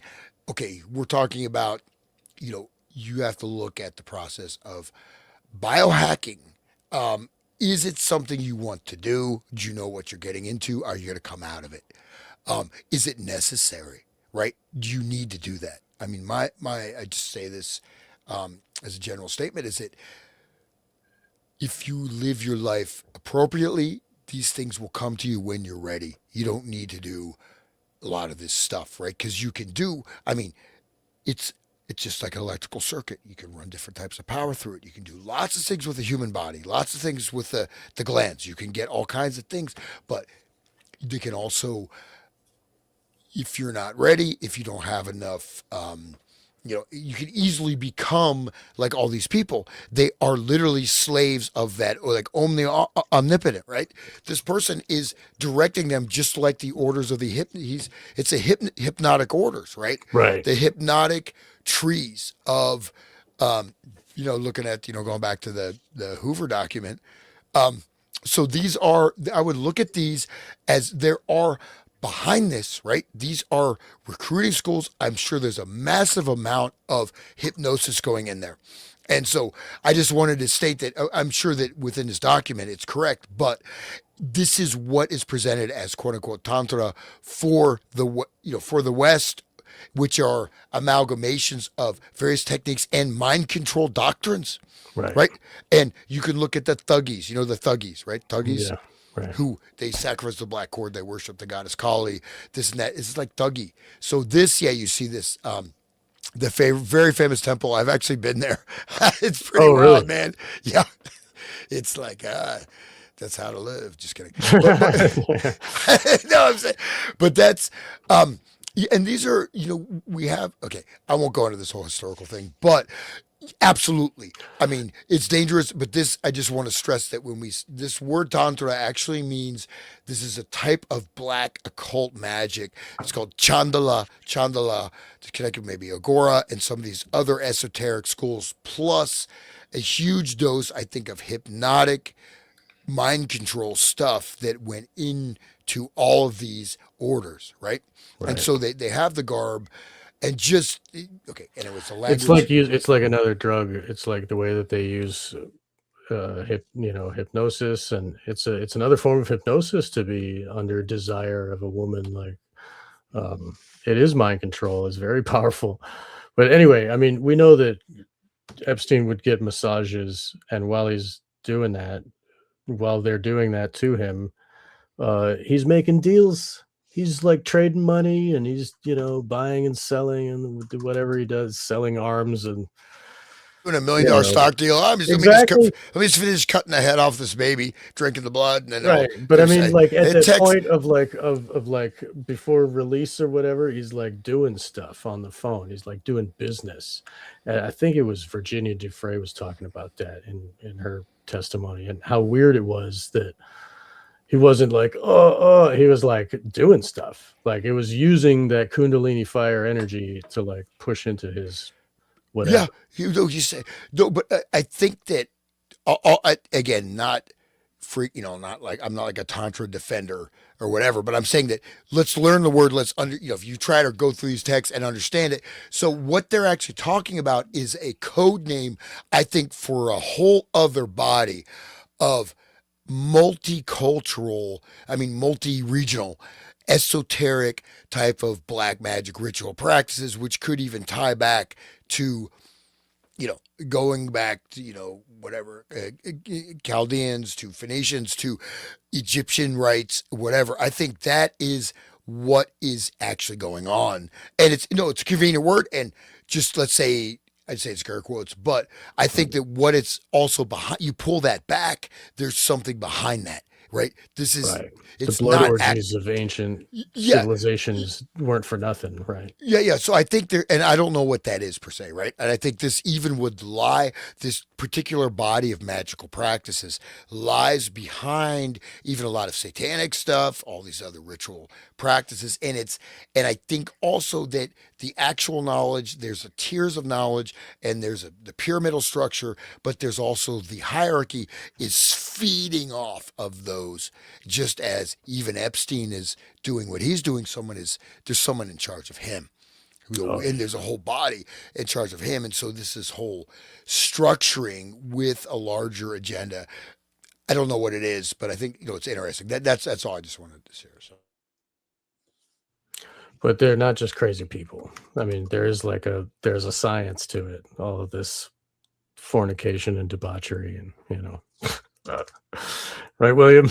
Absolutely. There's Yeah. some kind of science going on there. What are you typing right now? Are you looking something I'm up? just working and doing stuff and doing 10 things at the same time as Just usual. letting us just gab away. You go. Sorry, we're Go. walking on. We're doing a bird walk here, but this book, Cult and Occult, is really good for like basic stuff. And the warp thing, I'm glad that you spoke up, Hans, because if it's wrong, definitely tell us. We don't want to be knowing fake stuff or false. But this guy, I mean, maybe he learned it from different sources because like one thing means something to one person and then something else to this cult over here, it could have different terms. no, I think it's a coding. That's why I wanted just to call attention to it. Right. Because I mean, I studied. At one point I studied Sanskrit, so I mean, I do have some knowledge about the stuff. I mean, I'm not just talking off of Sure. Chat GPT information. But This, I mean, this book it goes further into like oh wow, using children, eternal youth, oh shit. and then they're talking about Kenneth Grant here. That's Grant, yeah. Yeah, and then Look at that. We'll go back to the geometric symbol if you don't mind. oh, that's the cover of his book, Which the is Magical Revival. What is it? Dodecahedron? No. It's 7 points. That's a Babylon star. That's Crowley had that in his image there. And Tool uses that also, the 7 star. Anyway, so they're going into looking younger and having eternal life. And then it goes into what's this? Okay. Sex, sin, and sacrament. So they're taking the eternal life from children via rape. Sorry. I mean, that's what's kind of happened. They're like vampires, dude. This whole squad is a bunch of vampiric people. Yes. So people should like taking their youth, finding them right at the like whatever. I wouldn't even say peak, just finding the kids. Right. Sean, please send me this book, man. It looks super fascinating. Okay. Yeah. All right. Yeah. Barbarossa, Frederick I of Germany, revived his failing energies by bodily contact with young boys. The cure may have been surprisingly successful. Legend has it that he did not die, but merely sleeps. This is like, holy shit. And vampire-like technique of acquiring psychosexual energy. Okay, that's exactly what you just said. Whoa. Yeah, whoa, that's crazy.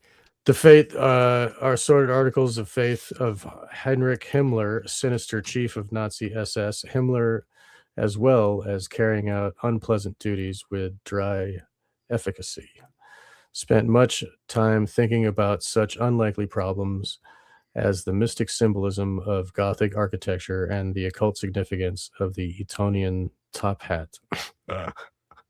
This book is really interesting. Everybody should get this, but it was not digitized forever, and like a physical copy is like $150. It's like a big book.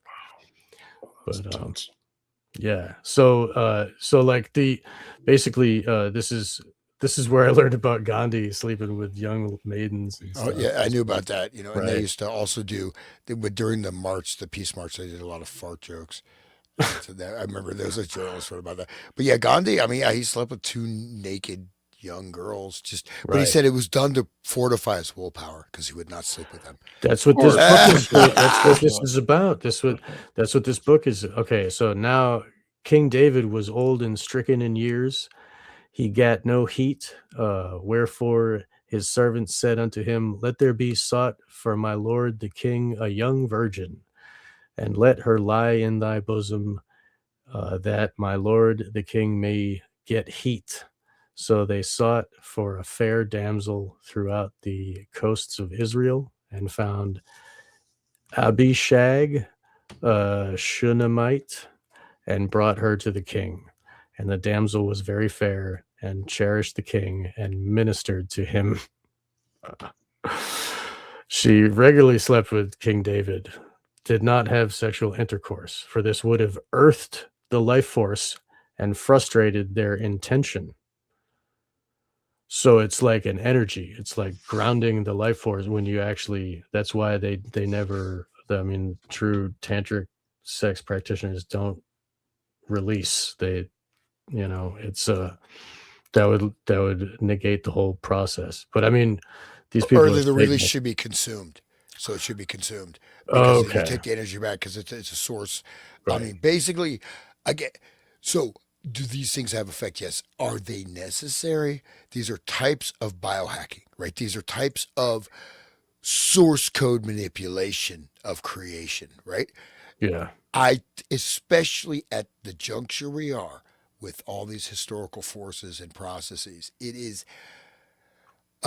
it's really not. I think there's enough if you get on the right side of the potentiality, right? Because in a sense, humanity is at a precipice. But I think all this stuff is being pulled back, right? But I think it's not the time to engage in these things. And as soon as, I mean, the thing is, this is like, I think we have a common sense morality, right? Is it, well, it feels good to like rape a girl. Well, but it's evil. So I shouldn't do it. I Right. mean, I'm not saying it feels good to me. I'm just saying like this is this fundamental thing that there's a selfishness. I take what I want and I'm going to do this because it's good for me and I Right. want to hack instead of Satanism right there. Satanism. Yeah, instead of like being healthy, doing what is right, living simply, and then getting your power from that. Which, but this is what our society is based upon, and this is I think this is a foundation of Epstein behind beyond the blackmail. I think this ties in all the other esoteric agendas, or even I mean just direct agendas.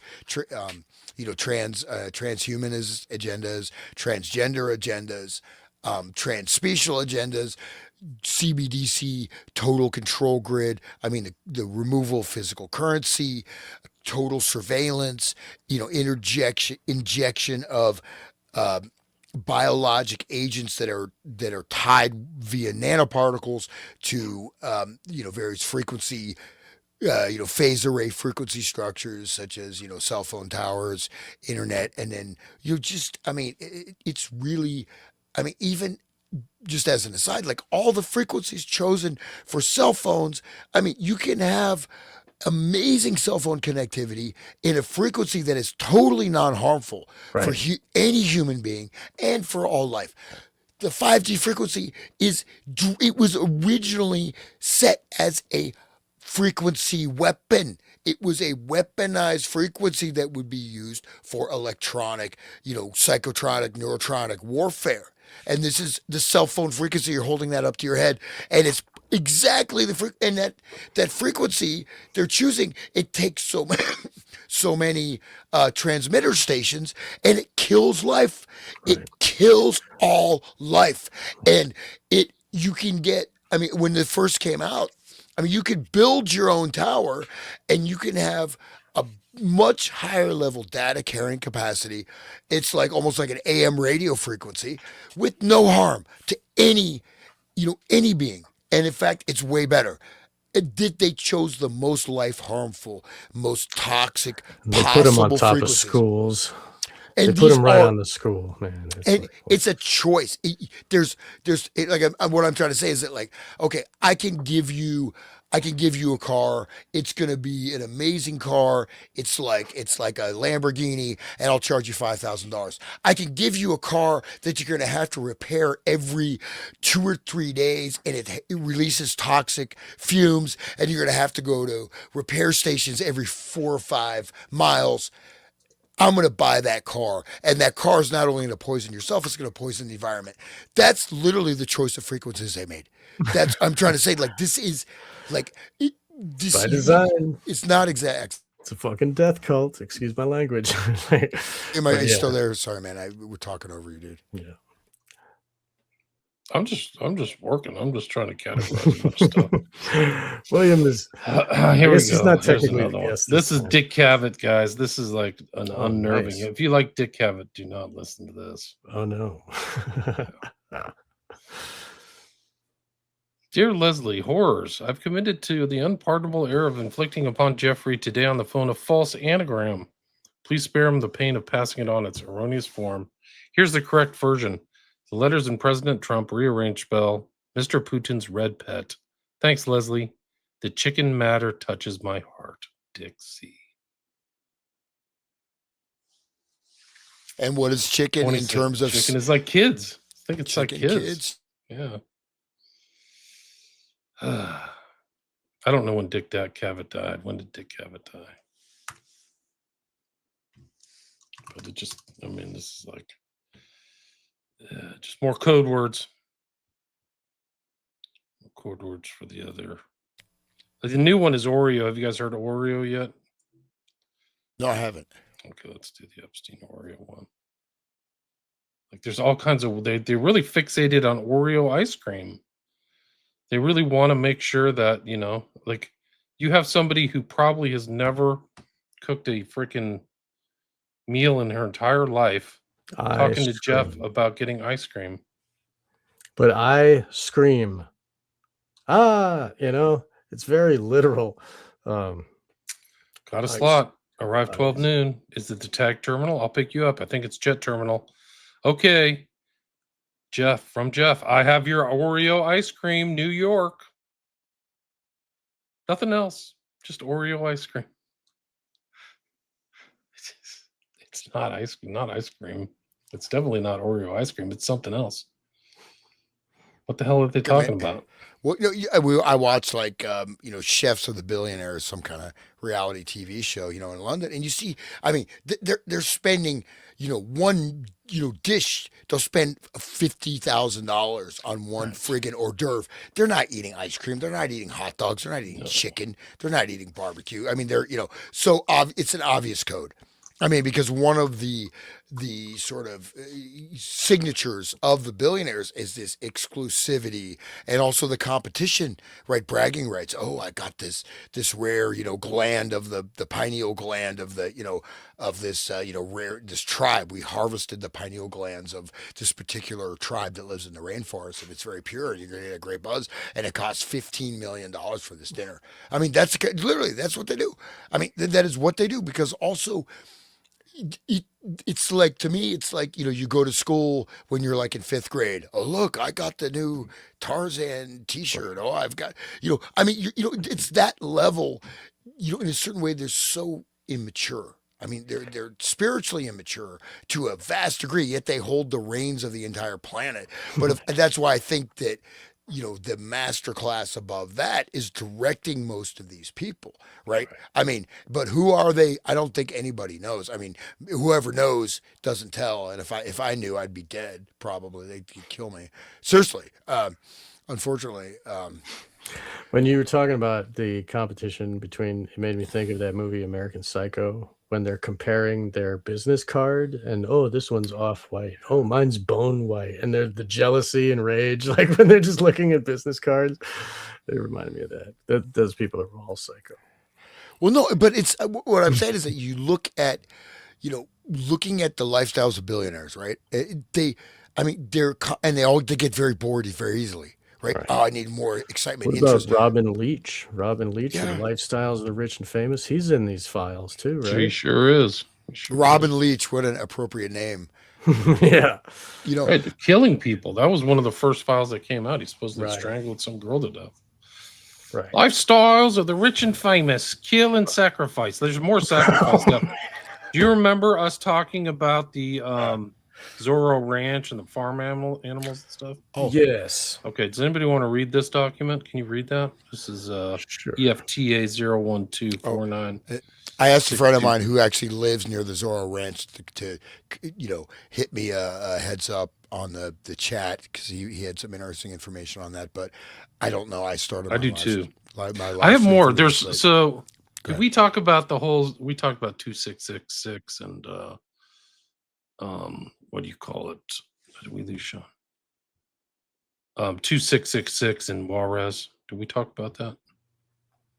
And I started the book. I just got through the first part where they're talking about the obscure German author and their Right. fan club. But then Archibaldi.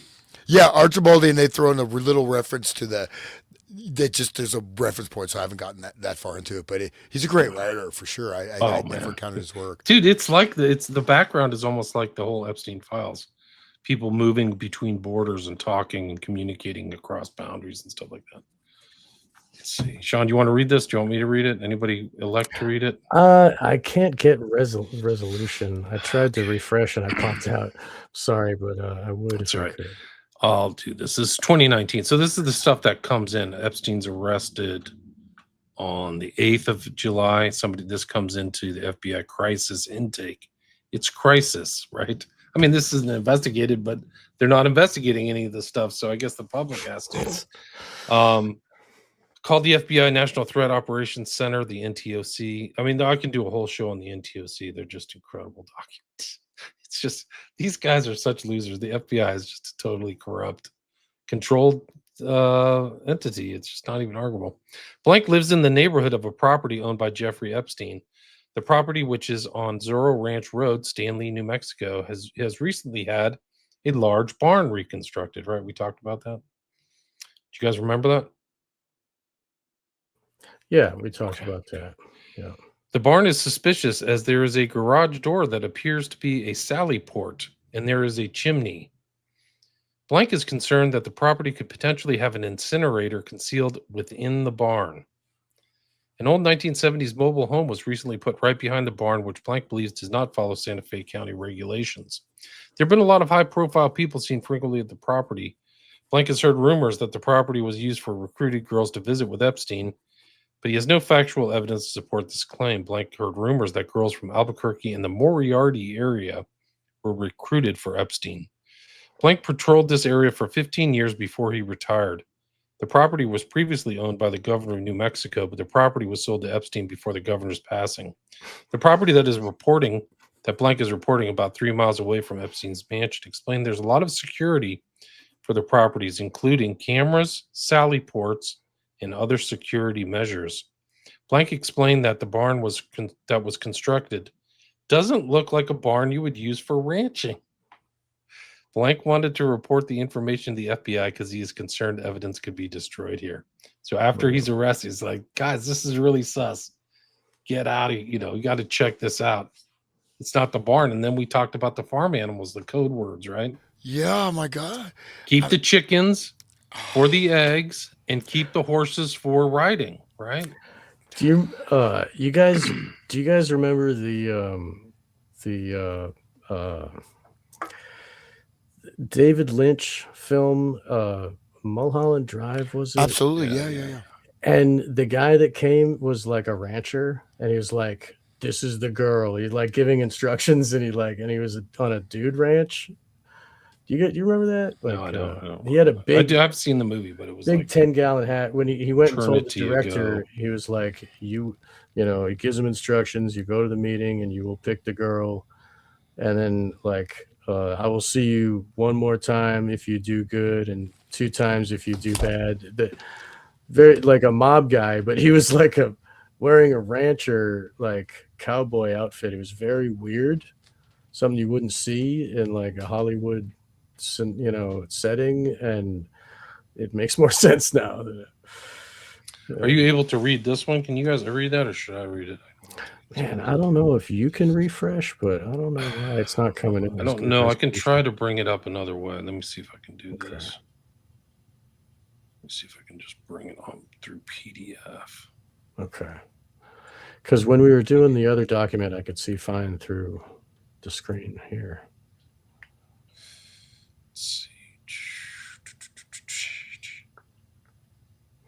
Yeah, people in the chat are saying Bill Richardson. And yeah.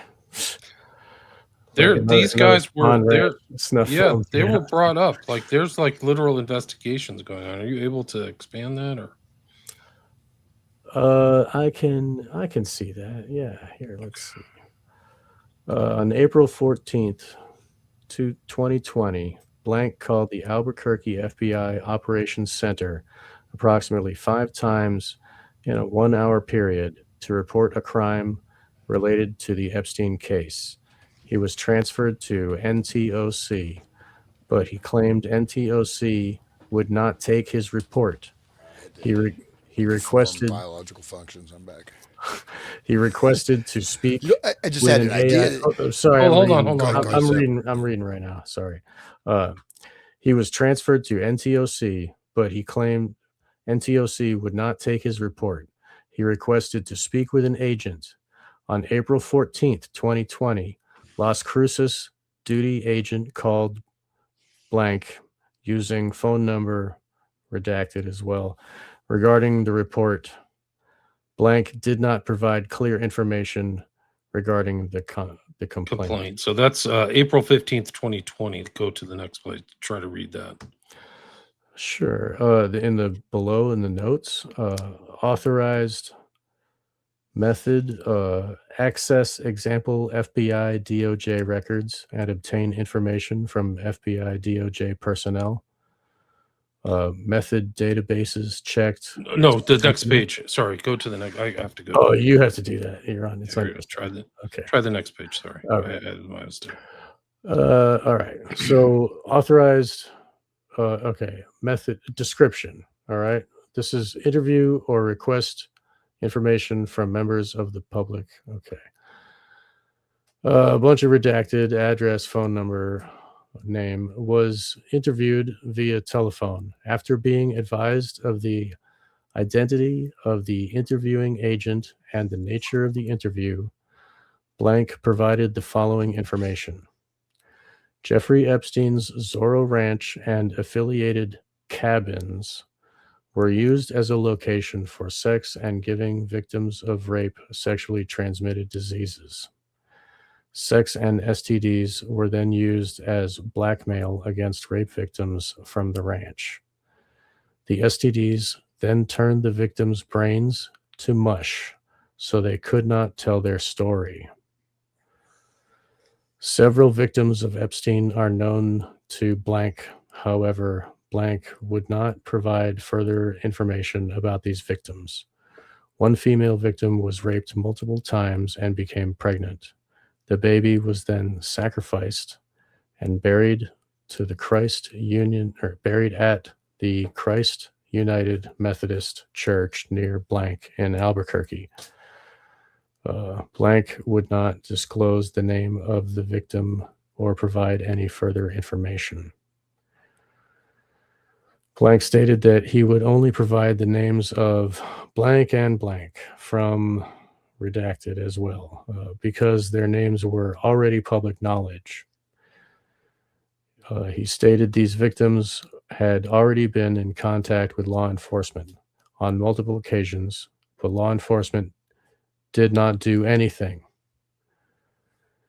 He would not provide further information about these individuals, but requested arrest and prosecution information from the FBI on the Epstein case. The writer stated the FBI does not discuss investigations. Blank did not want to provide additional information regarding victims or other federal crimes, but continued to request information about the Epstein case. Blank stated he would contact the Department of Justice directly for information.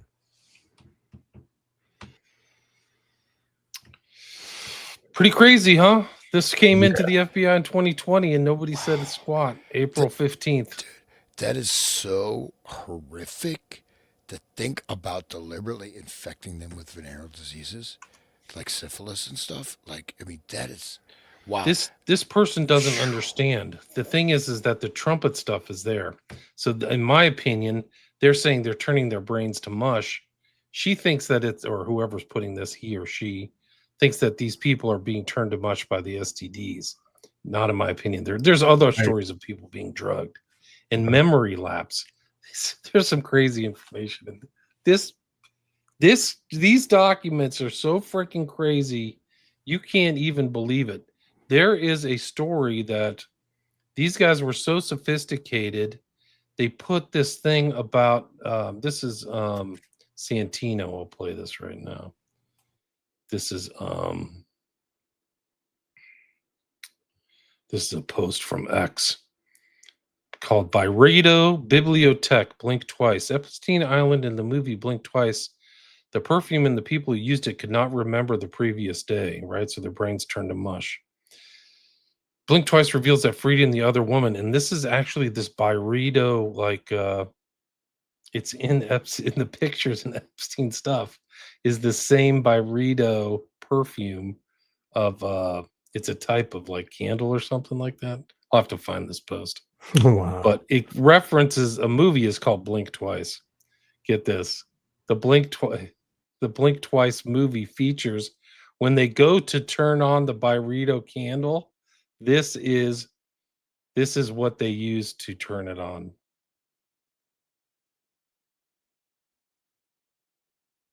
Wow. It's all just a big joke, isn't it? It's all a big joke. For the listeners, it's a smiley face. It's a yellow. Yellow too, right? The color's and right. It says jest, like jesters, like jest. But Jess, it kind of looks like that's the whole comedic thing that's behind the smiley face. It's all a big joke. But I think the letters are like a sigil. I mean, there's other things in there where Epstein, they're saying about Epstein that he didn't have a conscience. He never felt sorry for anything that he did. It was just all fun and games and a big joke for him. Like he just didn't have like a moment where he thought about the trauma or the use or the disposal of these people. How crazy is that? That's freaking crazy. I gotta go find this. Satanism, right there. I mean, it's just like over and over again. It's like, human sacrifice at Zorro Ranch, guys. Yeah. So they're doing investigation, right? Or they can't access? I have to go. You can access the investigation, but okay. Yeah, because I know for people who don't know, Giuffre said she was raped by Dershowitz at Zorro. Of course. But he kept his underwear on.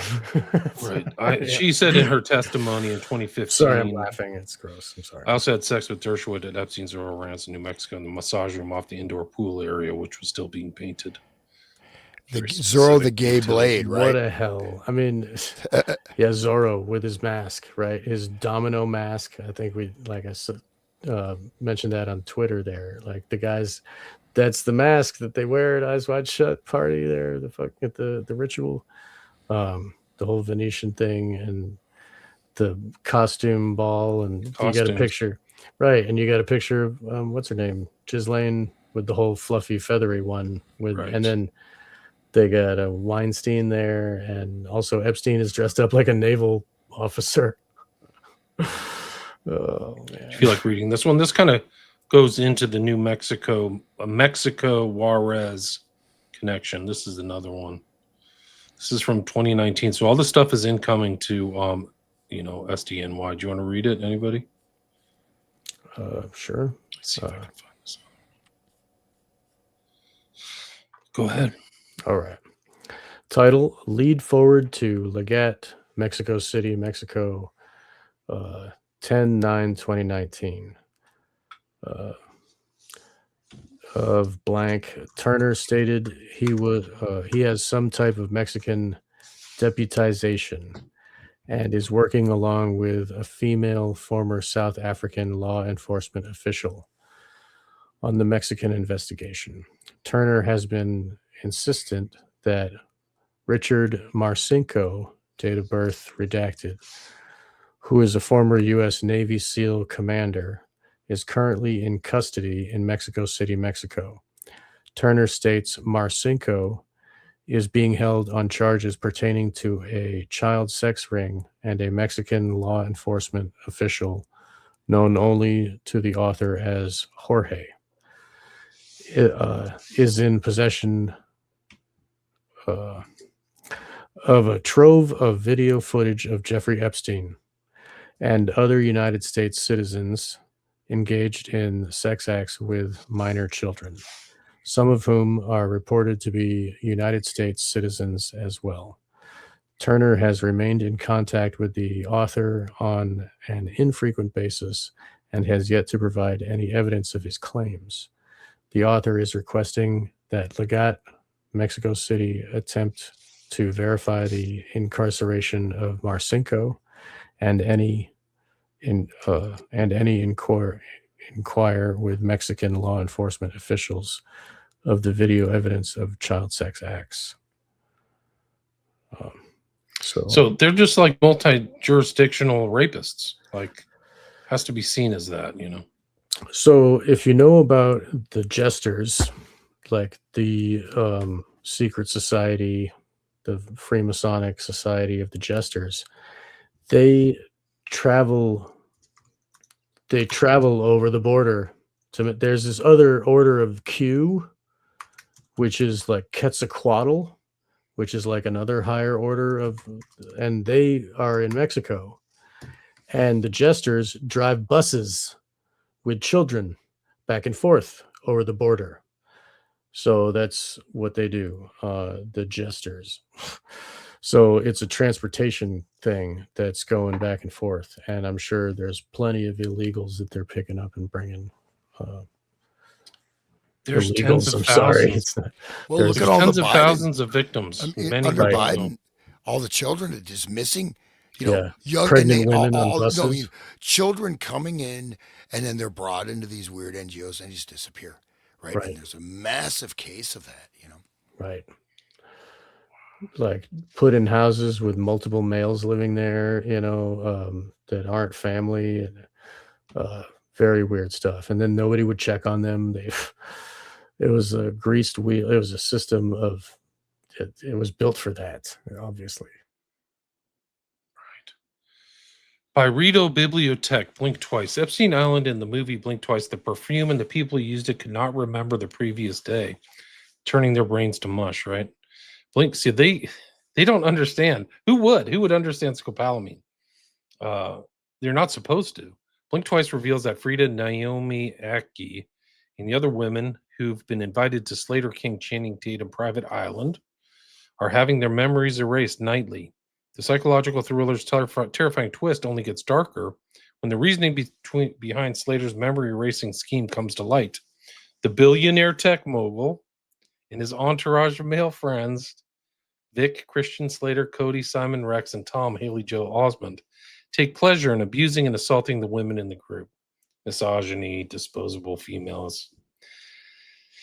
Erasing the survivors' memories means the men can continue abusing the women without being held accountable, right? So this is why it's been going on for 3 decades. They're using this stuff, I think. As Blink Twice's ending reiterates, the film is all about power dynamics, just like the Epstein network, and the way that those with power have absolute control over those without it.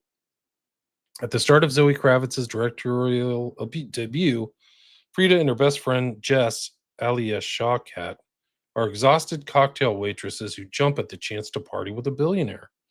As the film goes on, it becomes increasingly difficult for them to ignore Blink Twice's many hints or dismiss their memory gaps, amnesia, as the fallout of drugs and binge drinking. Soon enough, Frida, Jess, and Sarah, Adria Arjuna, realize just how much danger they're in. This is probably what plays out at the island. Like the whole grooming process. Like, I got to watch this movie now. I got to watch Blink Twice. It can also probably have a lot of layered symbolism of the DID phenomenon, because when they call up a new altar, then it doesn't remember what happened to the last one. You know what I mean? So it's similar to that situation. Like Grok They the may Clown. just wake up thinking that, wow, I just drank too much last night, you know? So they don't know. So that's the real Santino. So thanks at the real Santino. I want to give him credit for his post. I definitely want to check that out. It's on the wall. This is on the, somebody's noticed it on the wall inside the pictures of, Epstein pictures of at the island. So included in this Can you scroll memory down erasing, so we can see the pictures? yeah, I got to go back over. But I mean, it's straight Epstein, right? It's party with a billionaire. I mean, it's that. It's it. I mean, it's crazy. Right. Is it? So is it Bill existing Cosby product? did. But we just opened this thing with the whole thing about the Tesseract, right? So these people are in the. Imagine how dark, like Ghislaine and Epstein are. Is like we're bringing him in the Tesseract, and then it's going to be a house of horrors, and we're going to try to erase their memory if we can, and give this stuff. It's the eternal prison. I mean, Yeah, they don't even know what's happening to their body. I mean, they're like detached from their own suffering. It's imagine the prison. It's oh my god. So I guess at the Epstein house they had the perfume and the candle. Wow, so dark. It's so fun. This is really, this is so insane. It's Like, insane. dude, I'm looking at this that occult Epstein stuff. It's just, it goes deeper and deeper and deeper and deeper, man. It's like, I don't know if we're gonna get to that whole thing with the, Guardian of the Sphinx, the Zodiac Club. He's part of all these things, you know. On He's and on. interested in them too. So LeCirque, like people don't understand what LeCirque is. It's literally the eyes wide shut old families, literal fascists, like not like name calling left wing fascist, but actual like heraldric families that are in eyes wide shut. Right. Feudal. Sallow, Right. Sallow's reveals a lot. The movie Sallow, right? That really disturbing film. I mean, right?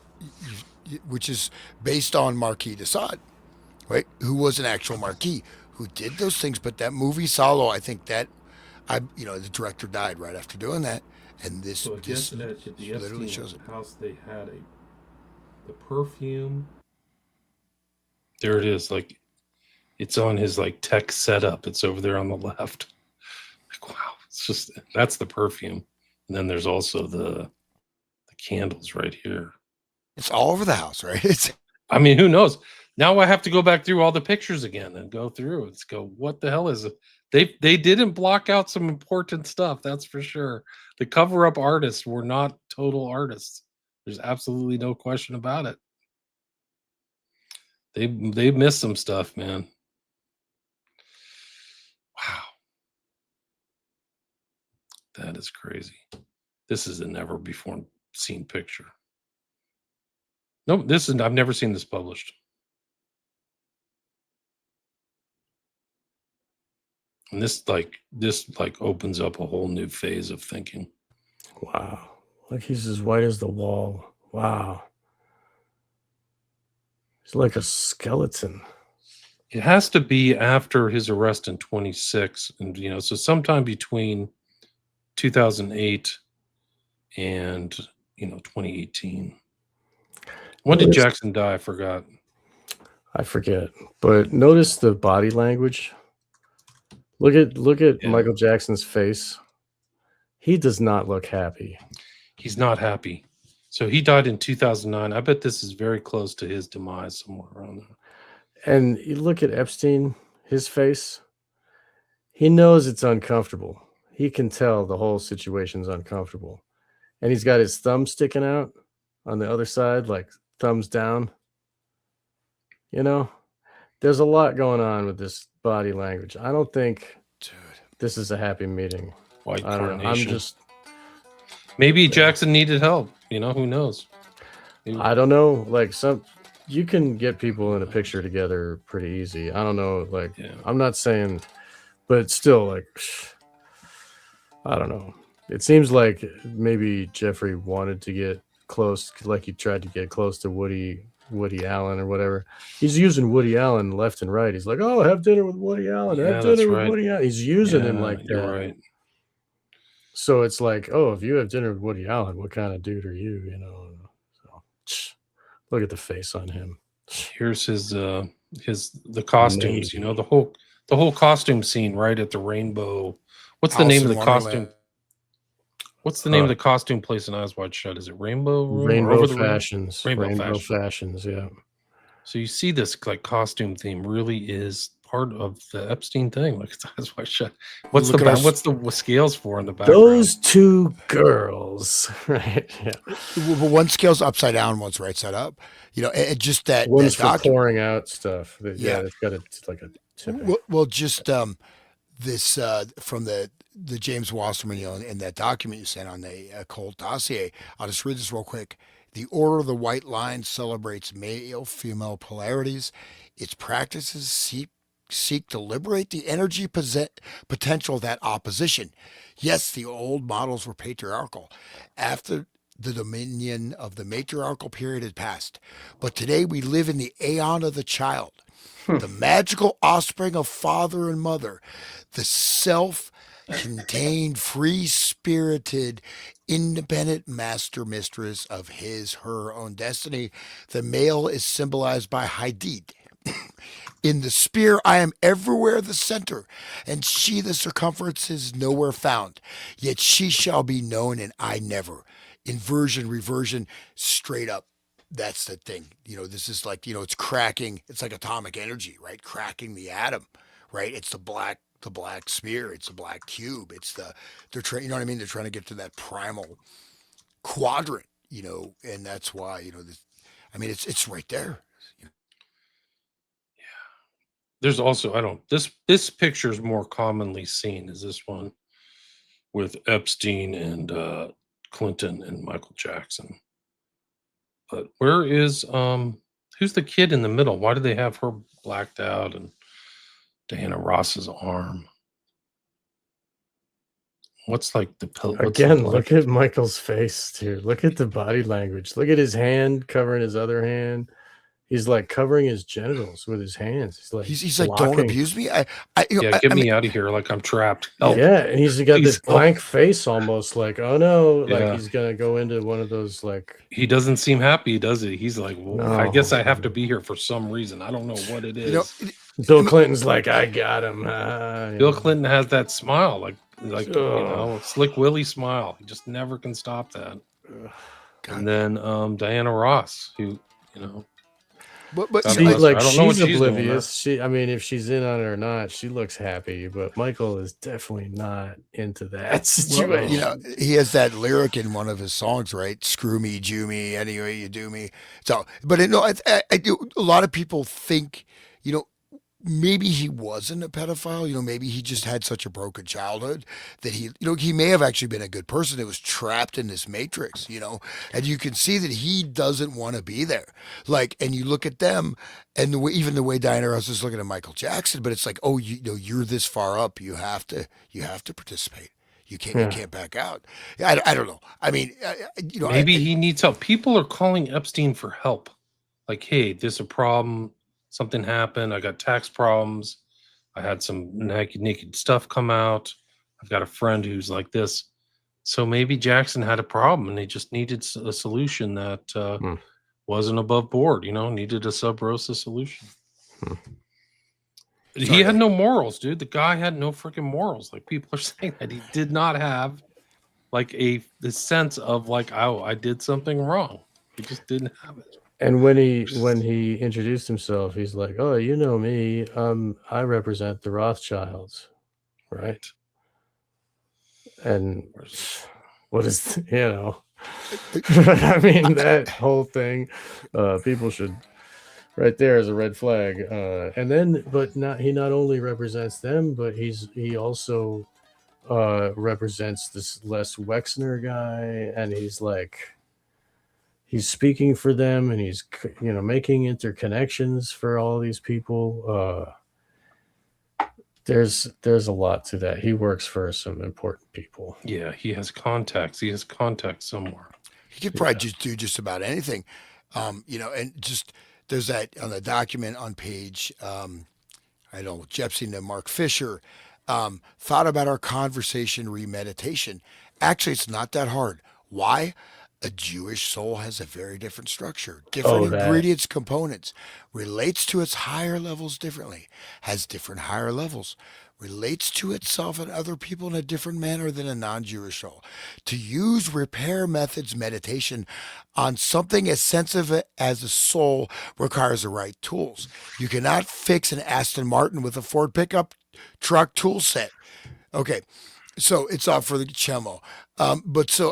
This is dripping with, they are doing male, female. It goes into the Zohar. They're doing the Zohar straight up, Kabbalistic, tesseractic. They're not just getting their pleasure. They're doing this for power. They're doing this for like, you know, higher It's up. an internal part of their soul. Like they're expressing their soul in these actions, right?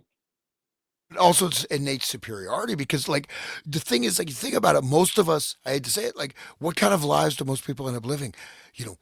I mean, okay, maybe a lot of people have great lives, but a lot of people have, very boxed in, miserable lives or semi miserable. But especially now, people are locked into these past narratives. They're going around in circles, and these people are taking all the fruits of the world. You have to work, 60 hours a week just to pay your bills. I mean, it's ridiculous, right? The amount of wealth that has gone up to the top level. It's just absolutely obscene. In COVID, it just multiplied. I mean, the thing is, like, they're stripping away not only the knowledge base, like in the education, where people don't know how to think, um, but they're just trying. It's like the whole thing of, like, the rewilding. What that means is what you have to stay in your smart city box. You can't go to the natural area. That's only for the elite class, which is the billionaires or whoever they think they are. Right. Just like 1984, they had the inner circle of the party, and then the proles are out there with their freedom and they're singing, but they'll all be murdered off by the hunter trackers. People should look at my show and carry But about hunter trackers. William, can you say something though? That one email I read, I know you bring the document about the aeon of the child, right? That's very important Crowleyan doctrine, and Epstein is citing that the aeon of the child. He literally cites it. Let me bring it up. I have it somewhere. It's not from this doc. It's from the occult doc, right? From that new article? Yeah, let me see if I can find That article was also talking about what Hans was mentioning earlier about the difference between the soul having elect few with the tiny hats and then the goyim without a soul, and then when that justifies their evil behavior because it's a beast, whatever. You're a cow. You're Right. a cow. Cows have souls too, man. I don't know why people think that. It just That's what they think about. I don't think that about myself. That's Of course, no, I know. But it just makes no sense. Like why? But let's be clear. Like, I mean, this, you look at the whole eugenics. This started also with course. loyalty, British elites. So this idea, I think it finds certain expression, but it's still the same. You can find the exact same idea, right? So that's the thing. We don't want to pin the tail just on the particular wearers of tiny hats. Right. No, it's we don't want to put we don't insult the synagogue of Satanism in general. Like just Satanism, the philosophy that I talked about before with the egotism is the highest principle, and then social Darwinism, or no, moral relativism next, and then social Darwinism, and then eugenics. That's like the mindset of the Satanist. And that's the people that rule this planet. They run, and the money is like, it is the grease of their machinery, but also it is the barrier that keeps us away from everything that they're doing. And then, like in that Marilyn Manson song that we talked about, Hans, I don't know, a year ago, cash is poor man's money. Like they deal in children and glands and blood and shit. You know what I mean? Slavery. That's what they're dealing with. There was a document about JP Morgan that I'll bring up, but they said that there's like $1 billion in exchanges that probably are related to human trafficking from 2003 to 2016. So in 13 years, it's almost like $100 million a year. And then there's another one that says his harem was 400 girls large. That's how big it was. Yeah. Hey, which makes sense. So you just do some simple division and you're like, whoa, this is crazy. And so then you can kind of just see like the whole Middle Eastern idea of women as slaves. And I love the torture video. The slave trades, and like a lot of Jews were in the slave trades. That's like a lot of anti-Semite tropes, like, oh, the Jews did the slave trade, which I think maybe is factually actually accurate, but still happening. It's still I happening. just want to bring that Because up. the mentality's still there, right? Right. Yeah, But Pam Bondi, right? Didn't she just come out? There's a New York Times article, Washington Post, saying talking about the Epstein files as anti-Semitic, right? So oh, no way. yeah, there's a big it's a She big said thing. that, Yeah, dude? she did. Yeah, Oh, she looked that man. up. I mean, it just I think it came out yesterday or a Oh, couple, wow. and they're really pushing to ban discourse on this. It's like even talking about it is now we are, and so 1984. Dude. well, no, I mean the goal is to make what we're saying illegal, right? So we could be Right. arrested for our speech right now, our information, our mimetic self-defense. It's not 2 even worth. + 2 is 4, Yeah, motherfucker. like they want to be able to. They want to have a track, so even you don't even have to send a cop. They have your Right. robot bot. The Right. AI thing. You Right. hear what you're saying. It comes up and just your bank account shut off, your power shut off, and they Yeah. just come and drag you away by the robots, man. Just like when Winston wasn't doing his stretches good enough in the morning, it was like, Comrade Smith yelling at him, stretch higher, better, like, oh yeah, it's a panopticon, digital panopticon. Oh, Where do you so want me to go? I gave you those books. I I don't know, got 'em. like I downloaded those books on the list for people. I have 'em. I don't know if you want to flip through them, but it's more tantric stuff. I don't know if Let's see, it's chakra. more rehashing. I don't know. I don't feel like going over it again. That's Jesus fine. Dynasty, Secrets of Western Tantra. Right. I think it's relevant, but I don't feel like going through it unless That's you guys fine. do. I mean, I feel like we've kind of. No, it's all right. But I mean, we might maybe show the covers at least or whatever. We can like show the people and they can go dig themselves. Well, here's two of them. One is right here. There's Secrets of Western Tantra, Modern Sex Magic.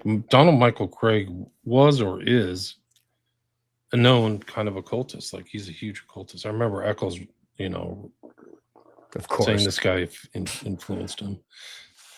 What did you want me to find, Hans? There was some document you wanted me to find out. Kabbalah instruction. Yeah. Pritzker, there's the Zohar.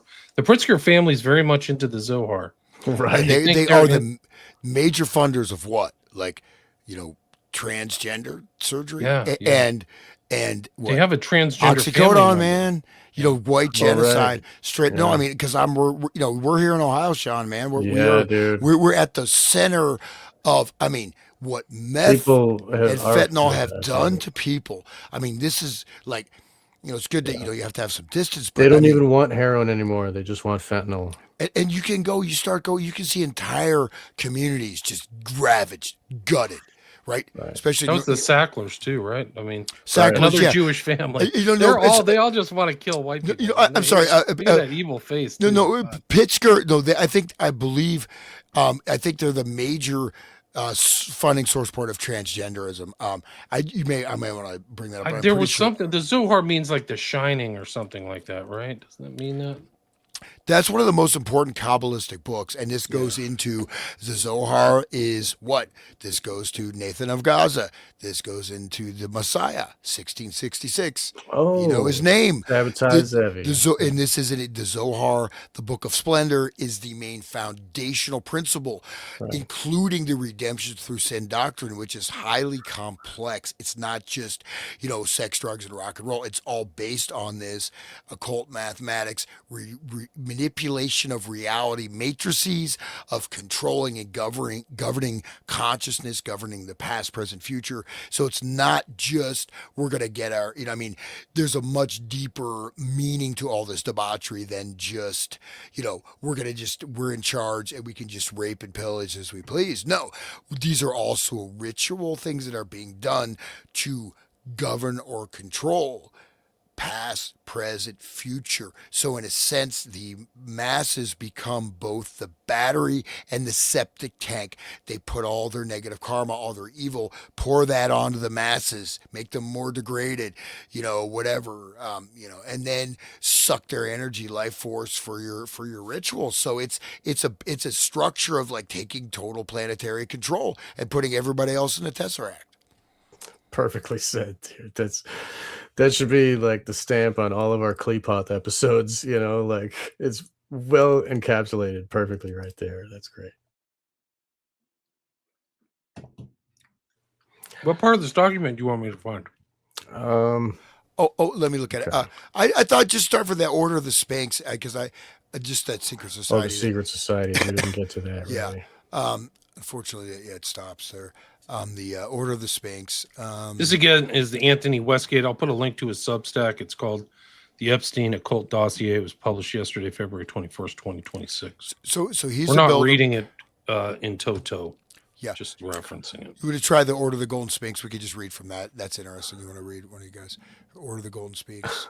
So we might get into Robo Epstein also. This like thelemic golem. Yeah, I that's mean, like a Jewish thing, right? Oh, but how about his master race he's breeding? Right? It's Yeah, everybody's this gonna guy's be- an alchemist, dude. There's like, he's just totally evil and insane. Like, I cannot believe he got away with it for 30 years. I don't know where's the Sphinx. OTO. Oh, there's the Aeon in the charge. You're talking about that. Robo Epstein. Robo but no, the Epstein. Order of the Sphinx is. I think it's right in the beginning. Go back right to the yeah. very beginning. It's Crowley's it's system page should be 4. so it's be the Anna the Child and Robo Epstein. yeah. This might be the most important one where he says this is the way the Jew makes money and made a fortune in past 10 years selling short the shipping futures. Let the goyim deal in the real world. So they monetized everything, like everything bad. Like if shipping goes down and like everything, we're gonna make money off that. Dude, didn't he work for Lehman Brothers? Bear Stearns. Bear Stearns, that's the one. That was, and weren't they the ones that were shut down and started the whole crisis? Was it Bear Stearns? Yeah, it was Bear Stearns that dropped. They only dropped that that was a choice because every company was failing. They were put on the chopping block.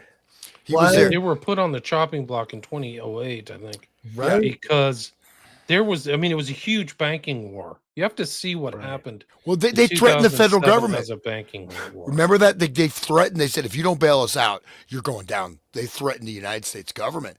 Remember that? The bank, one of the bank, I forget who it was, the chairman of the Fed or one of the heads of whatever. But it was, guys, the whole Bush thing was warfare, right? Something. You have a freaking high-end Crowleyite running everything, and they pumped and dumped the entire economy. So they did the occult ritual of 2001.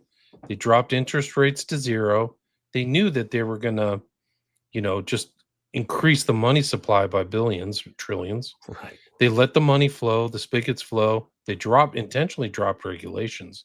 I was in that environment of the mortgages. There was no regulations. There were literally gardeners who were making $2,000 a month getting loans for like houses for $750,000 in California. So they knew it. They knew that everything was going to collapse. And they were balloon Excuse mortgages. me, hold on. Sorry. Once it collapsed, then they knew who they're going to pay off. So certain banks got paid off, Chase, Goldman Sachs, and other ones bit the dust. My bank was Washington Mutual, and that's gone. And Bear Stearns was another one who didn't get the money. So they made money off of everything, knowing where the government, they were going to pay off with the trillions of dollars that Bernanke did. So it was all a big scam. It's all a big scam. And that was what fueled what's happening now, this whole balloon of the money now. I mean, I always wanted to mention when we mentioned like gardeners buying houses, these were balloon interest rate mortgages. So first 6 months, $400 or $500 a month. Month 7, $7,000 a month. I mean, balloon, like boom. And of course, they're putting them into these securities. Securities are all based on these fraudulent mortgages. So it was set up to fail from the very beginning. 100%. They knew these mortgages. They used to call them like option mortgages where you could decide what to pay. But then nobody understood them. The mortgage documents were very complex.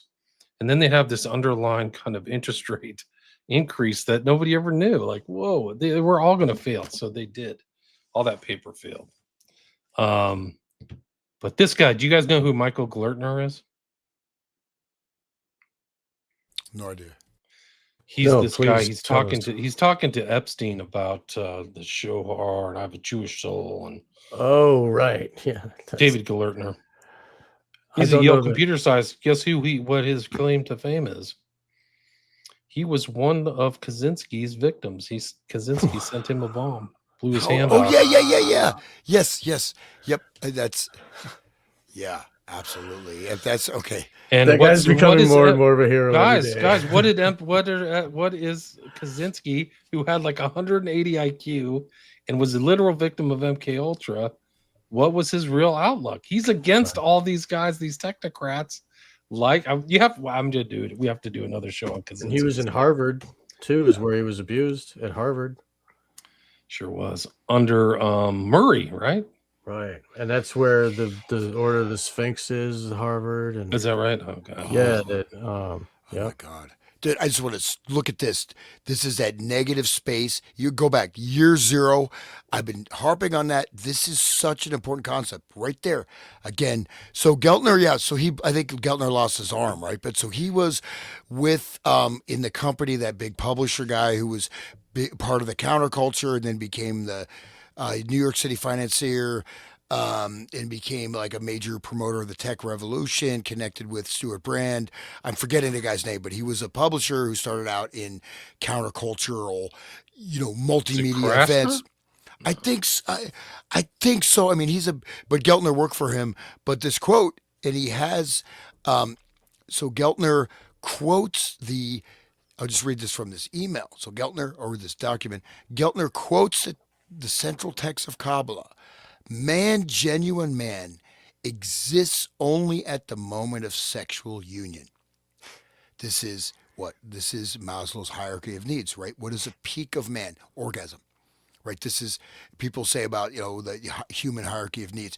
Total bullshit, right? People, I mean, it's BS. You don't have a hierarchy of needs, but orgasm is the peak. It's like the floating eye of the pyramid. Then he says, Epstein's sexualized response suggested he focused on the negative space between the Hebrew letters. This is the black. This is the black void. This is the dark matter. This is the year zero. This is the polarity space. This is the entry point to the astral world, the occult world. This is the tesseract, right? This is like right there, saying it. More erotic, a bulging shema or a throbbing gimel. So he's talking about the letters, right? And these are the Kabbalah, of course, based on the mysticism of letters and sound, the negative spaces between the letters. So they're drawing in, this energy, and and this is right there, right? It's like CERN, man. It's like the ritual working of human. This is inside baseball amongst the Jews, though, right? So it's two Jews. This is the way these guys think, man. That's what's really scary, is you kind of see how much contempt and hatred they have. Like all the kind of anti-Semitic whining is like just such a freaking joke. It's just like the not being able to talk about the Epstein files, that's being anti-Semitic. That is certainly a joke. I mean, come on, yeah, that can't be real. I can't believe she said that. they're raping. I mean, 5-year-old kids. Like, I mean, there's babies snatching guys, and they are raping under like prepubescent kids. And there's pictures, guys. You have to go back and revisit like the drop that happened on January 30th. We only got 3.5 million documents. There's 2.5 that were worse, and these are redacted.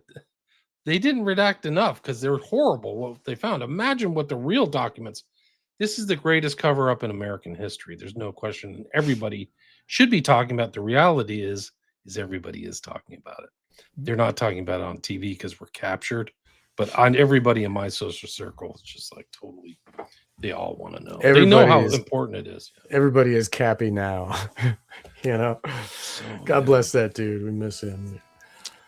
No, but this is in our faces on a level of such power, on such interconnected networks of literally the ruling, whatever the ruling fiber of the entire global economic system.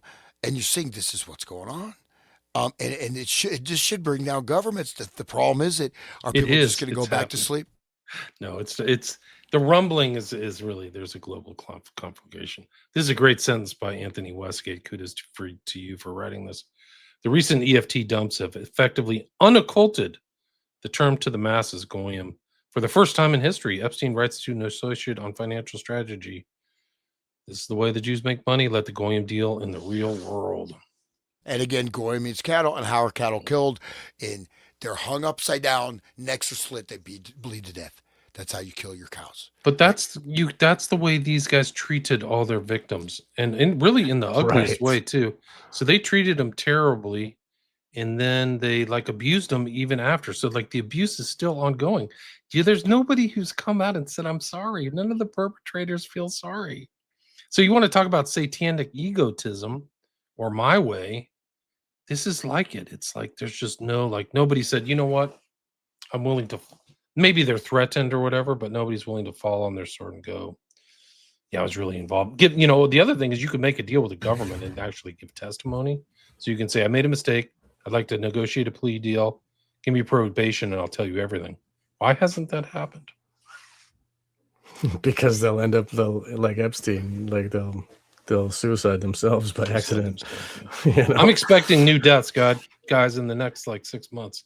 There'll be some new people deciding to jump off 9-story buildings or shoot themselves twice in the head. Put it on the record. William said. I said it. I'm expecting it. It has to be a cleanup job. Yeah. There's too much money at stake. I'm gonna go make myself a cup of coffee. I'll be back.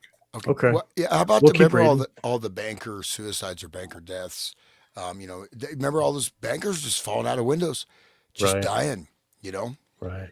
Yeah. And there's a lot of fallout from the Epstein thing. I mean, well, I don't know enough to talk about it, but you guys just spoke about this Robo Epstein. So did I can send you the books also, Hans, those 5 books that were on the list, because I went and found them, downloaded them. Oops, sorry, background. I got sorry. Hear that? Can you hear that? Yeah. I'm just doing a little guitar practice as we're doing the show, just random. See, I'm actually playing, but that's I'll stop doing it. But Aeon, I think it's also going to the direct thing. So this is the Aeon of Horus, right? They are, and as we that show we did, seeing it, all these occult systems are interlocked and interconnected, right? Mm-hmm. They're able to be brought together. Right. So it's not just like when Crowley was saying, then the other guy was like, oh, that's our secret system. How did you find out? And then they had their occult battle or whatever. I mean, because it's the same mechanics of magic, right? Yeah, and I think there's some I haven't quite figured it out, but I think there's, what I mentioned again, the stuff about Tantra. If you look, okay, so like the Sri Yantra, this is basically evolution of consciousness from seed to all, going from all the non-corporeal sort of root forms of all types of perception, going into the organs of the body, going back again. So it's in a certain way, but this is Tantra in this definitional space, right? And so, but I think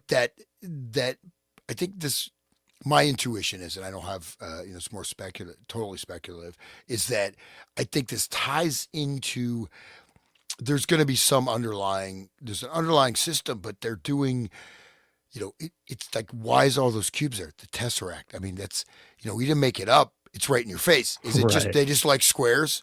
Maybe they just like squares. That's, you can say, oh, we love squares. Right.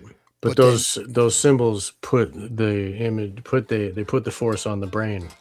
Just like when you go to a Tool concert, they're giving you all those symbols and they're using those numbers and math and the drums, you know what I mean?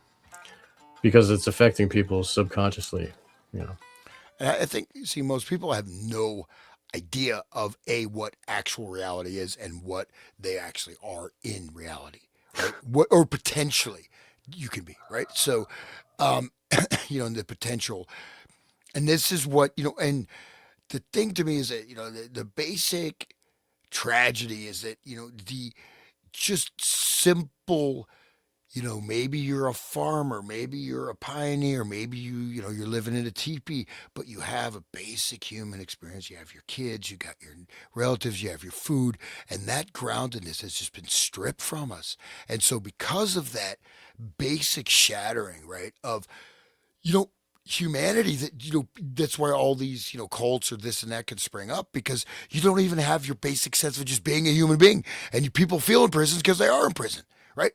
um and then just Yeah. like the friggin' taxes, this, that, and it's and even this part of these things are algorithmic nudging, right? So either through you can have like little bits of information, again, you just slight little nudging, oh, and then you make a decision, you think it's your decision. No, it's been done because these little bits of information have been implanted. But that goes into also planned frustration. So they integrate Hmm. frustration.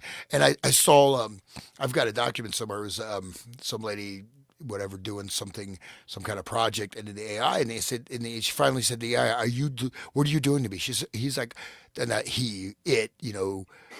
whatever, The AI. Beelzebub, whatever, Right. demonic. It said, no, I'm generating a state of frustration. So they create frustration on purpose. You look at the Wow. customer service, this is being done as a psychological tool. It's not accidental, right? You'd think you were in 2020. I'll just swear, forgive me. 2020 fucking six, and we're still driving around internal combustion engines. Where's all the technology? How much better is our lifestyle from 1950? Except it sucks more, just because, okay, we can get information access on that.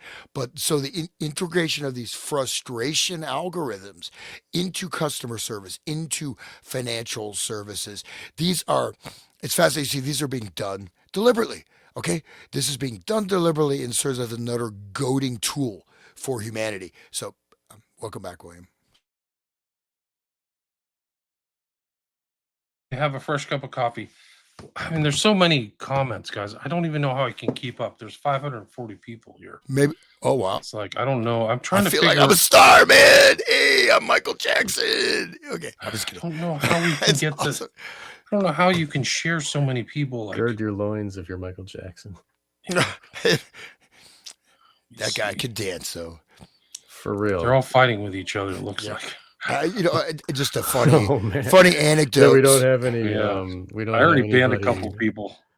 we don't have any admins in there except Let for me see if William. I can make you admin. That's a good idea. I've never done it. Is there a way? But I have to say, Michael Jackson saved my life. Why?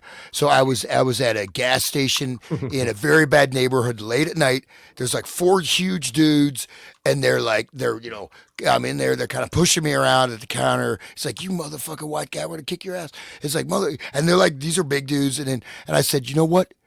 I'm blacker than you. Watch me moonwalk. I can dance like Michael Jackson. They started laughing. They became my friends. If I'd taken the wrong, literally, I was like, "Watch me moonwalk." And they laughed so hard they decided not to kill me. So it was pretty cool. That's but great, man. but I'm That's perfect. It shows that your personality really well. so it's like I have to say, Michael saved my life. That's like your method of living life. Like when trauma comes at you, you're like, watch me moonwalk, and you go hide in the bathtub. Log in. So I don't there's hide in some the way I can bathtub. make you I'm guys kidding. I admins. know. Admin so you can see something. You might be manage. Because we do have Select the ad. accounts. Go to the members tab and invite members. Okay. People. Holy smokes. Name and headline. Oh, see, I switched to guest to something else. Somebody, one of the Yes. comments is showing people you dance is a fun way to make friends. That's great. Yeah. Especially when it's a height of Black Lives Matter, and you're like, I said, you know what? I'm just as valid as you are. I'm a white guy. You're a black person. That's fine. But They never heard you play funk music. No, man. no, they didn't hear me. I said, but you have no right. You have no right to push me out or try and intimidate me or threaten me. And I'm proud of who I am. You don't need to fuck with me. And that Right. didn't help with these dudes. They're like, let's get him. They're all waiting for me outside. Like they're ready to fucking kill me, man. I'm like, but it was fun because they literally became my friends. Like that shows that tension though, it Yeah. doesn't have to exist. It's programmed, right? I mean, but of course that may not work every time. I don't recommend that as a defense strategy. It's better not to get into trouble, but also just one thing, like certain circumstances, conditions, once you go Right. through that process, you're not going to find those in your life anymore. I do. Yeah, You at know, least I've noticed. there was a similar thing that happened to me a couple weeks ago. I was at the doors of my truck, and I was digging out a big box, and I was totally occupied, and this big pit bull came running right at me. Roar, roar, roar, roar, roar, roar. I was like, I turned around, I looked at him, I said, "Hi," like that. He just stopped and looked like, "What?" I was like, "How you doing, buddy?" And I was very nice to him, and then he just like didn't know what to do, and then he like put his tail up, and he just kind of sniffed, and he said, then he walked away. It was really wonderful. Other That's people, awesome, dude. That's right there. yeah, That's yeah. exactly because you could have been killed by that pit bull I know, very dude. easily. It just hate because I'm the mailman or whatever, just to kill him. But and they send us out within a pouch. They got like this light thing and something that makes noise. It's pisses off dogs, and I never use it, but I don't need it. I just got to be nice to them, you know. Anyway, what were you getting at there, William? I want you to. I want you to. In a sec, I'm going to send you an email. Okay. I want you to log out and then log back in and see if I can make you an admin. This will be a Sweet. first. All right. This will be a live test. All right. I just have to get your email address out. But I know it's 93 something. I'll do Yeah. the same for 93.wakethedead@gmail.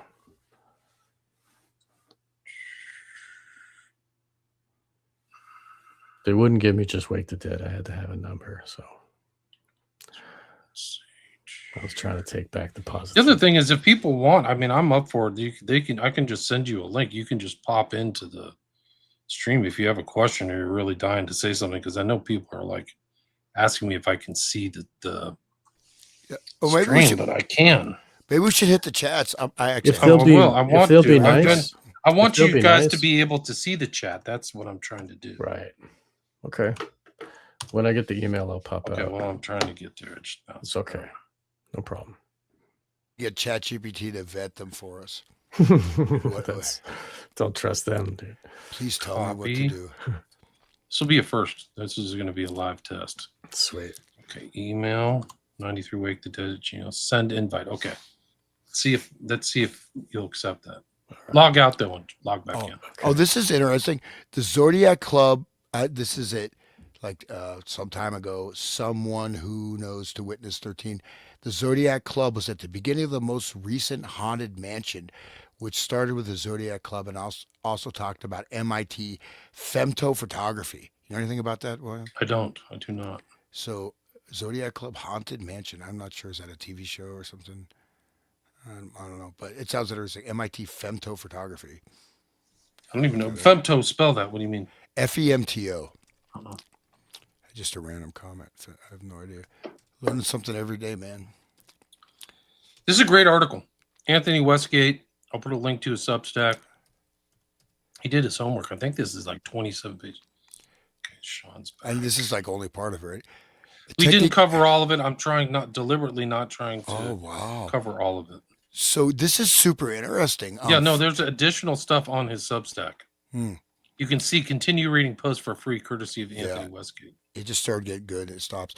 But so femtophotography, experimental nuclear physics, is a technique for recording the propagation of ultra short pulses of light through a very high speed, up to 10 to the 13th power frames per second, equivalent to an optical impulse response of a scene, light in flight recording, macroscopic holographic process. So I'm not sure exactly what it's used for, but it's pretty super advanced, and it's used for something weird. Seeing around the corners, being able to see around corners. I think it's almost like sort of a time vision, some kind of weird physics thing you can see in the past or the future. I don't know. That's at least my gander, but anyways. I thought I saw him pop back in, but I don't know what happened to him.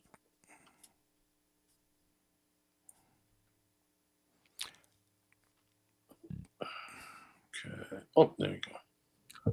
Okay, you're back. Now let's see if you can see can you see the list of the comments on the right hand side? You have to hit comment on the upper right hand side. Yes. Okay. So you can't see the comments. Yeah, I can. Okay. Yeah. I'll be back to the very top. Do you want me to make you an admin? I mean, Hans? Then you can see the comment. Then you guys can read the I, comments. I can actually see them. It looks like I can on my side if I go on the tab. So, yeah, I'll be right back in just a few minutes. I'll let you guys continue, and I'll be right back. Okay. See, I thought it was my understanding you weren't able to see the comments. There was just a little like thing that Right, was but scrolling. this is different. Through. Now you can see This the is big different. comments. Okay. Yeah, so I it's can different. see the whole thing. Why don't you just go through the comments then? So Austin Tucker Martin in Gematria is 237. 237 is one of their favorite ritual numbers. This is from Kelly Pitroff. We are in between the solar and lunar eclipse, and today is 222. Another ritual code, very interesting.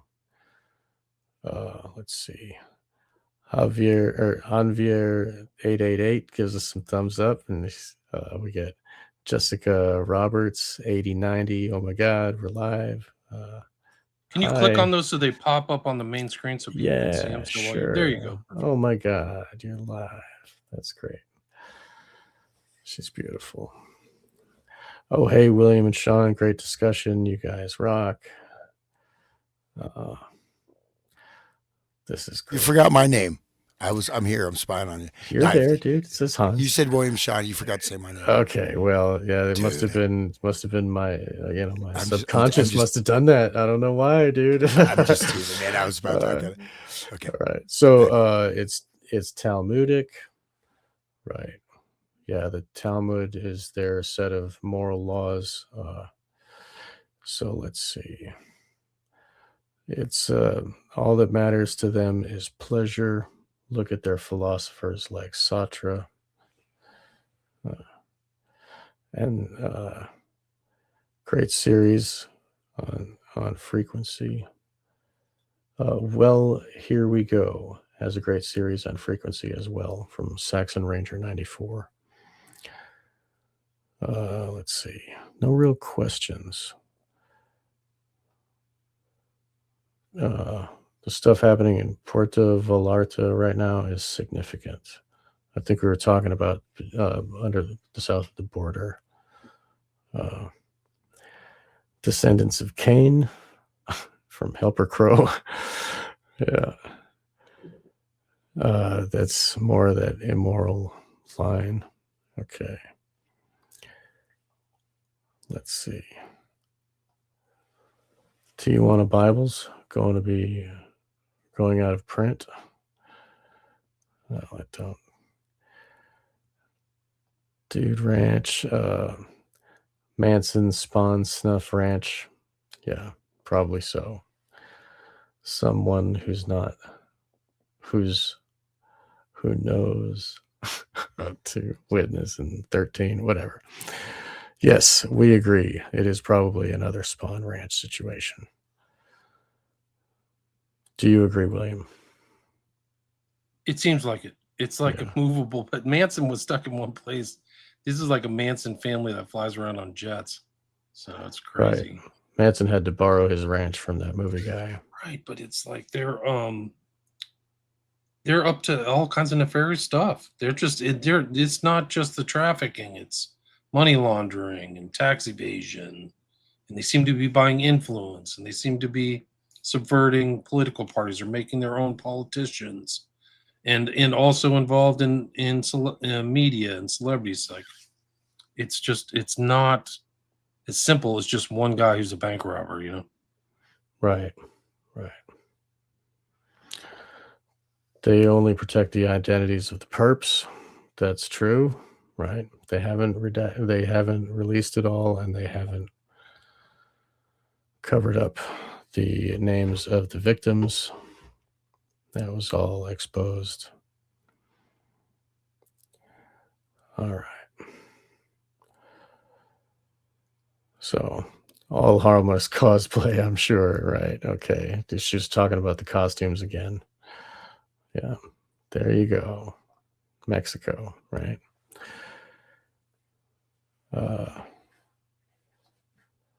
Marcinko was into that.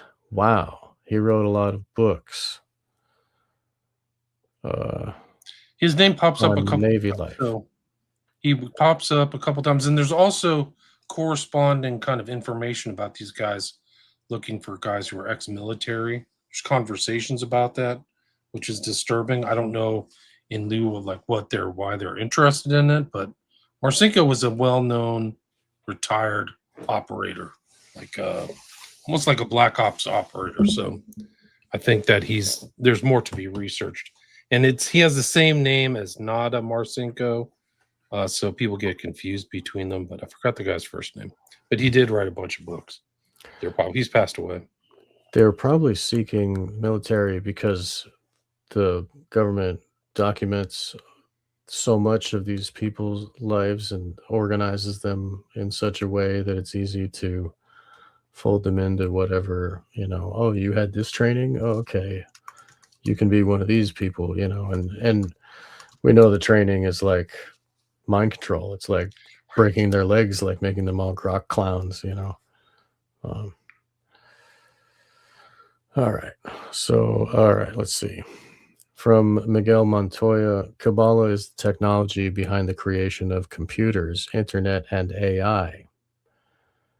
Epstein is a golem like Frankenstein. Epstein in Yiddish gematria is 1100, meaning foundational stone of vril energy. Wow. That was in the book. The vril energy is that kundalini, right? Interesting.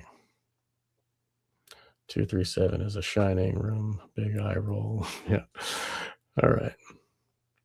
Let's see. The Zodiac Club was in the beginning of the most recent Haunted Mansion. Don't know what that is, which started with Zodiac Club and also talked about MIT femto photography, whatever that is. I want to know what femto photography is. Someone who knows to witnesses in 13 says it also has an occult ritual in the movie that is supposed to be a Zodiac Club ritual using burning glass and homophone. Don't know what that is. Do you know anything about that? No. Here, Saxon Ranger says MJ knew. Thinking about those images of his face, like. Right, I think you're right. Yeah, he knew something. He doesn't look comfortable because a lot of his public pictures, he's always smiling. Yeah, like a celebrity. Like he's very like jovial person. Yeah, he loves people, but not Epstein. He's something not a people. weird.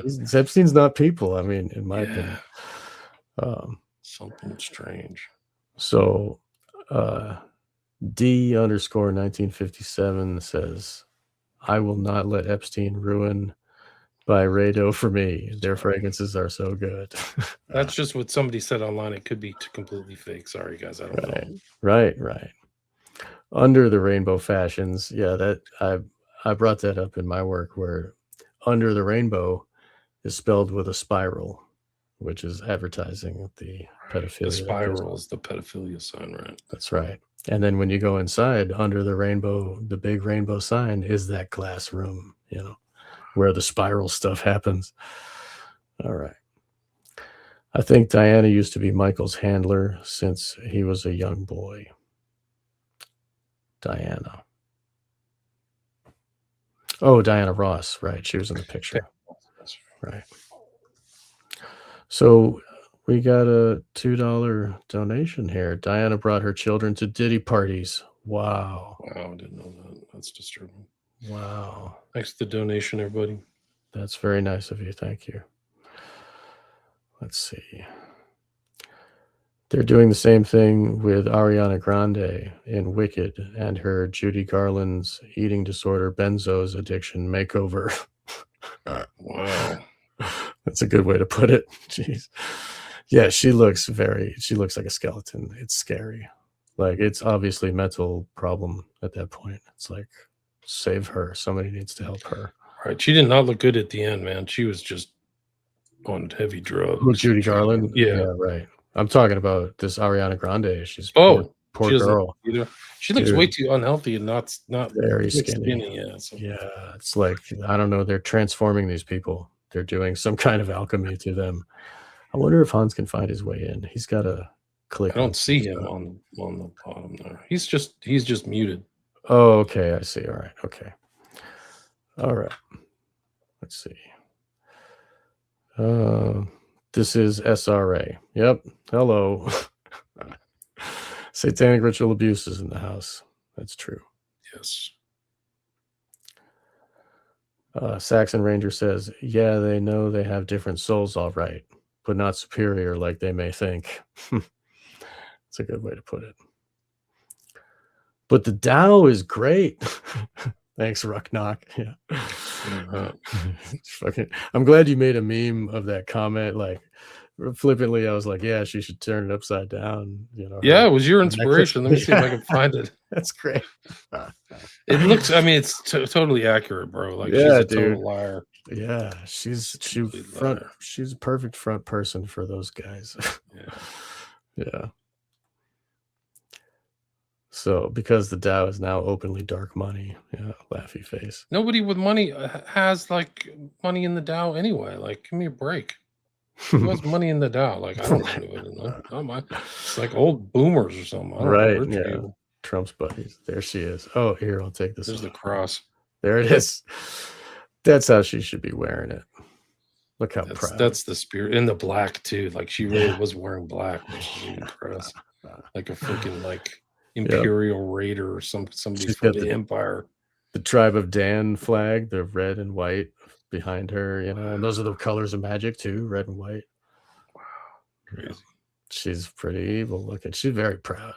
I think she was constantly a fixer because she never went after any of the Epstein stuff in Florida from when she was AG from 2011 to 2019. So that she was probably their person from the beginning, you know? Right. I think that's the whole trick that got played. Like, okay, we're ready for you to get to work, Pam. Well, you good. Little do you know, she's hanging out with another guy.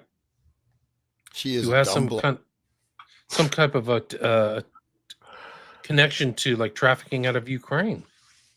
Like, it's crazy. Yeah, no, I mean, these guys are just so dirty. It's just incredible. Is that a real picture? No. It's AI. Yeah, remember William was like, she should take off that cross, and I was like, yeah, she should turn it upside down, and he went and fucking made it AI. It was great, dude. Watch this. This is how dirty this. I don't know who this girl is, but she does really good work. Uncle Ted knew. Ted knew. He was just ahead of the curve, guys. Oh, hi, Pam Bondi. What are you doing with Keith Frankel? I have a couple questions for you, Pam. How much were the acting lessons? Do the Epstein victims that you cried with know that you're friends with Keith Frankel? Why was Keith Frankel and Jeffrey Epstein talking about body boxes on February 10th, 2010? You've read the files, so I'm sure you can tell us.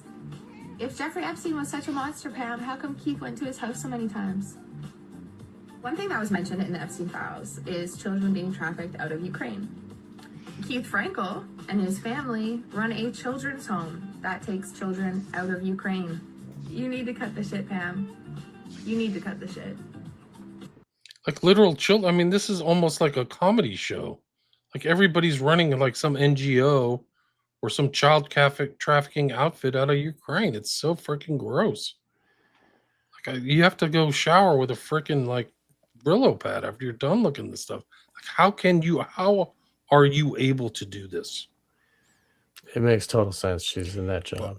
Well, also the underground laboratories in Ukraine, right? That's one of the things is they don't want Russia.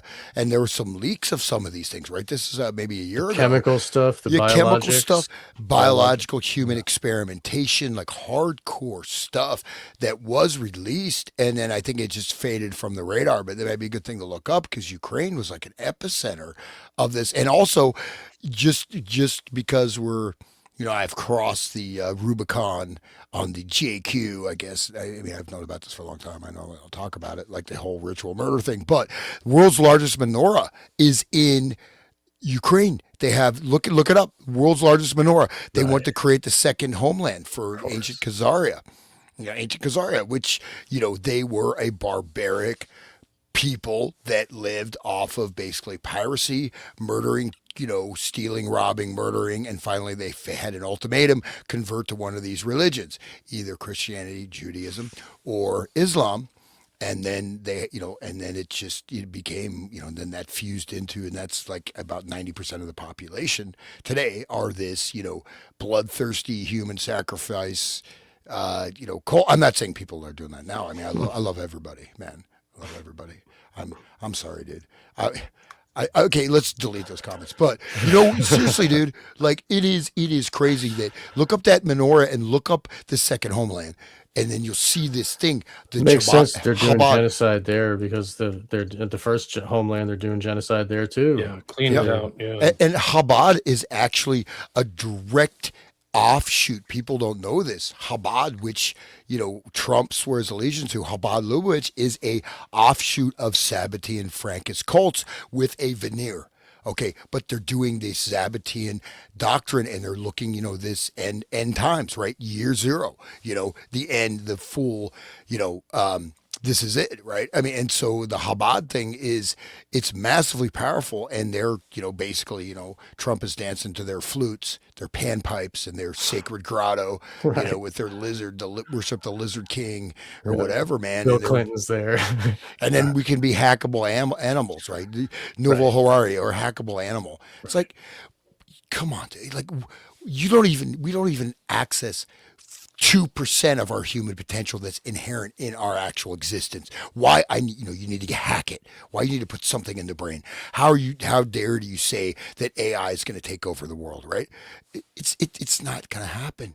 But what will happen is a total degradation of human knowledge, since people get so much information off the internet. It's all going to be fed back to the AI. You create the feedback loop. You create the Ouroboros sector, right? Ouroboros, information, it's information warfare. But I really feel kind of optimistic. Like this is like, I think, hopefully, I mean, maybe he's going to, they're going to bomb Iran, and just, we're going to have like $15-20 a gallon gas, and America will collapse, and we'll have like riots, and we can live in the Obama movie real time. I'm glad you're optimistic, because Kash Patel is on the job, guys.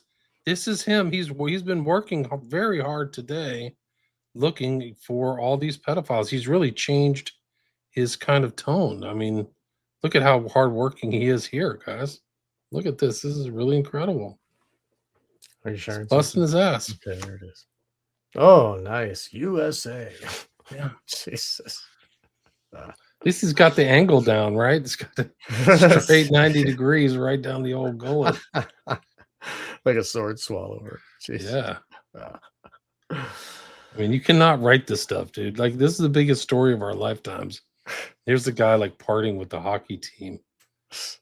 They're in Europe. He's in Europe, right? Like, this is a joke. Like, wow, this is like a sick joke. Dude, are there any more comments? Okay. We got another $2 donation. Thank you. Every little bit helps. I see you. Okay. I gotta maybe cover my coffee fees, guys. Right. My revenue, I'm trying to hit 3 figures, man.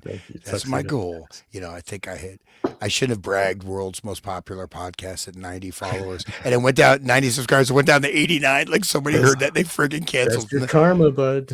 I know, I can't brag, and I realized that I was like I don't know, the biggest one was like 300 million. So technically, okay, just joking. But would you mind bringing up just that that Chabad Center in Ukraine, William? Yeah, I will. Yeah, because look at this thing, and this is Chabad is direct Sabbatean. This is a Sabbatean Frankist, and they are very, very, very, very powerful. They are behind the scenes. You look up pictures, you see every world leader, and you see Trump like literally like he's cowering before them. Oh. You didn't mute, did you, Hans? Did mute, yeah. Okay. I'm trying not to talk too much.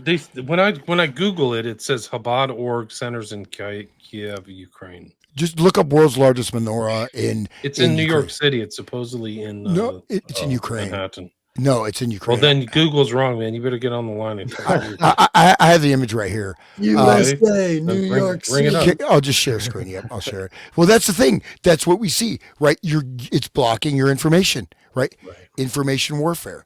Right. Share screen. Okay. And then that's the thing. Like I tried to get the menorah in Ukraine. Let's see. Here we go. Hey, look. Okay. Share. Look at this. This is the center. Look at this. It's massive, dude. It's like that Qbert video game from 1984. It's a massive center, dude. It's like huge, complex. I mean, it is the largest in the world. I mean, it's like, look at that right there. See that star illuminate? So yeah, it's I mean, it's right there, and so there you go. This is being, depleted from the informational narrative. Okay, I'll stop sharing. Okay, anyways, so, and that's the thing. Like, you lose this information. That's the danger we're looking at, especially when people can't function if they don't use AI. Right? I mean, you know, you want Yuval Noah Harari like to run the world like that guy. He's not even a scientist. He's some kind of sociologist, or I mean, he's just some like BS, like basket weaving degree or something. Kinsey studied gnats or some shit. I don't know why he's the sex guru of the United States, but anyway, Murder by Maestro asked you a question, William. Yeah, I've never heard of Crowley Regis. I've done an extensive amount of Crowley research, and that doesn't come to mind. Okay. But Staffordshire, I think I'm familiar with Staffordshire, which is, I think, probably one of the emptiest parts of the UK. If I remember, if it's on the border of Wales. That's where the guy who started the O9A comes from. Oh, wow. Okay. Here, let's see. Here's another one from Murder by Maestro. The Crowley family was established in Rowley Regis, Staffordshire during 1600s with early records from the early 17th century. Key figures included Mary Crowley, 1677 to 1771, and Ambrose Crowley. And he says, I'm sure it's the same. He was close to Stratford-on-Avon. I think he was born somewhere around there. Not Stratford. It was Staffordshire. No, I'm just my memory. I'm trying to jog my. Oh, Crowley was born in Royal Leamington Spa. Okay, so fairly close. I mean, I guess. Have you heard of Mary Crowley, 1677 to 1771? I didn't do like a huge genealogical thing. I know about his parents. Okay. I'm not putting you on the spot. You don't have to. I don't mind. I don't. Okay. These are trouble. Some of the stuff I don't know. I mean, one of my research in Crowley was not to find his genealogical heritage. Sorry. Mm-hmm. But how sure could he have? it? I mean, the thing is, it's amazing, right? This guy, he was what? Okay, he's an MI6 agent, he's double agent, this and that, and just this complete debased sleaze bag, right? I mean, absolutely. I mean, and he ruined how many people's lives? Hundreds. And yet he's suddenly brought to the fore by who? The rock and roll musicians, right? I mean, one of the major, at least from the 60s on, right, has been the rockers who brought Crowley into public consciousness, right? With reach of millions, hundreds of millions, billions of people, right? If it wasn't for that promotion through the rock music sector, Crowley would not have had the prominence. He could have just faded into the dust, right? I mean, Jack Parsons. And, Jack Parsons, by the end, he was having sex with his own mom, if you know about that. And the dog that was in their supposed, That's what the tantric book was talking about. It always involves incest, and it's talking about how they have to, with their grandmother and stuff, and it's not, they're supposed to be able to detach and be able to still do it and not think about that. It's crazy that people should read that Cult and Occult, edited by Peter Brooksmith. It's really, maybe I'll post it and I'll put it on my Odyssey and everybody can download the thing because everybody should have that. It's a great book. All right.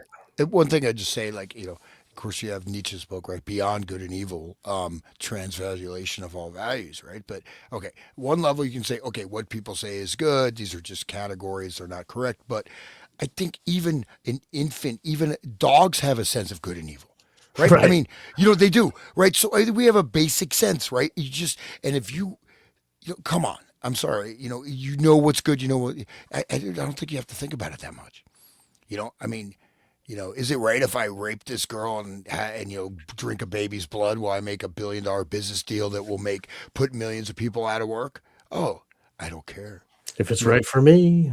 Yeah. So that's, I don't know, man. Yeah. Buddha Yoga 7 says lots of different ethers and plasma fires, electricity, EMF fields, ether fields, quantum foam, they call it now. That's interesting. But yeah, that's probably along the same line as the internal stuff. Quantum foam. I mean, so basically, even you go back to HARP, right? High altitude auroral research project. So this is dealing with the magnetic field around the planet Earth. And this actually fundamentally relates to the human consciousness. So this is injecting, it's like there's something they can't kill. No matter how much they do, they can't kill the human spirit, but they want to, right? Somehow. So you put all these things, you block the connection with the earth, and you put all these types of noise fields, right? And again, I mentioned the cell phones, even 5G, even worse. Why are you choosing a frequency that was specifically designed for use, military use, that is that operates at the same, because our brains, we're electromagnetic and our brains operate on different frequencies. This is how, entrainment, neural entrainment, frequency warfare works. You have your brain starts, it shifts, it's like a carrier wave signal, and then suddenly your brain starts resonating with that particular frequency, and they can create emotional states. They can make you, they use this I think it was in Seattle. They first started they rolled that out at the WTO, whatever, protests, which was the last gasp of the left, before the left just kind of went down the drain, unfortunately. Or fortunately. Are you done, Sean, with looking at the comments? Man, it's a lot, but I'm still going. I don't know. Yeah, I got about 5 more minutes, guys. We're almost at the 3-hour mark. Oh, okay. So. Well, if anybody has any questions, put them at the end of the chat. I'll see if I can get them. If you don't want to do it, I can do it. Marilyn Manson had a bunch of Kabbalah stuff in his older album art. Yeah, right. I mentioned Marilyn Manson. Catholic churches are built on the pyramids of fallen giants. Okay. Yeah, so there's a lot of chat in here, everything.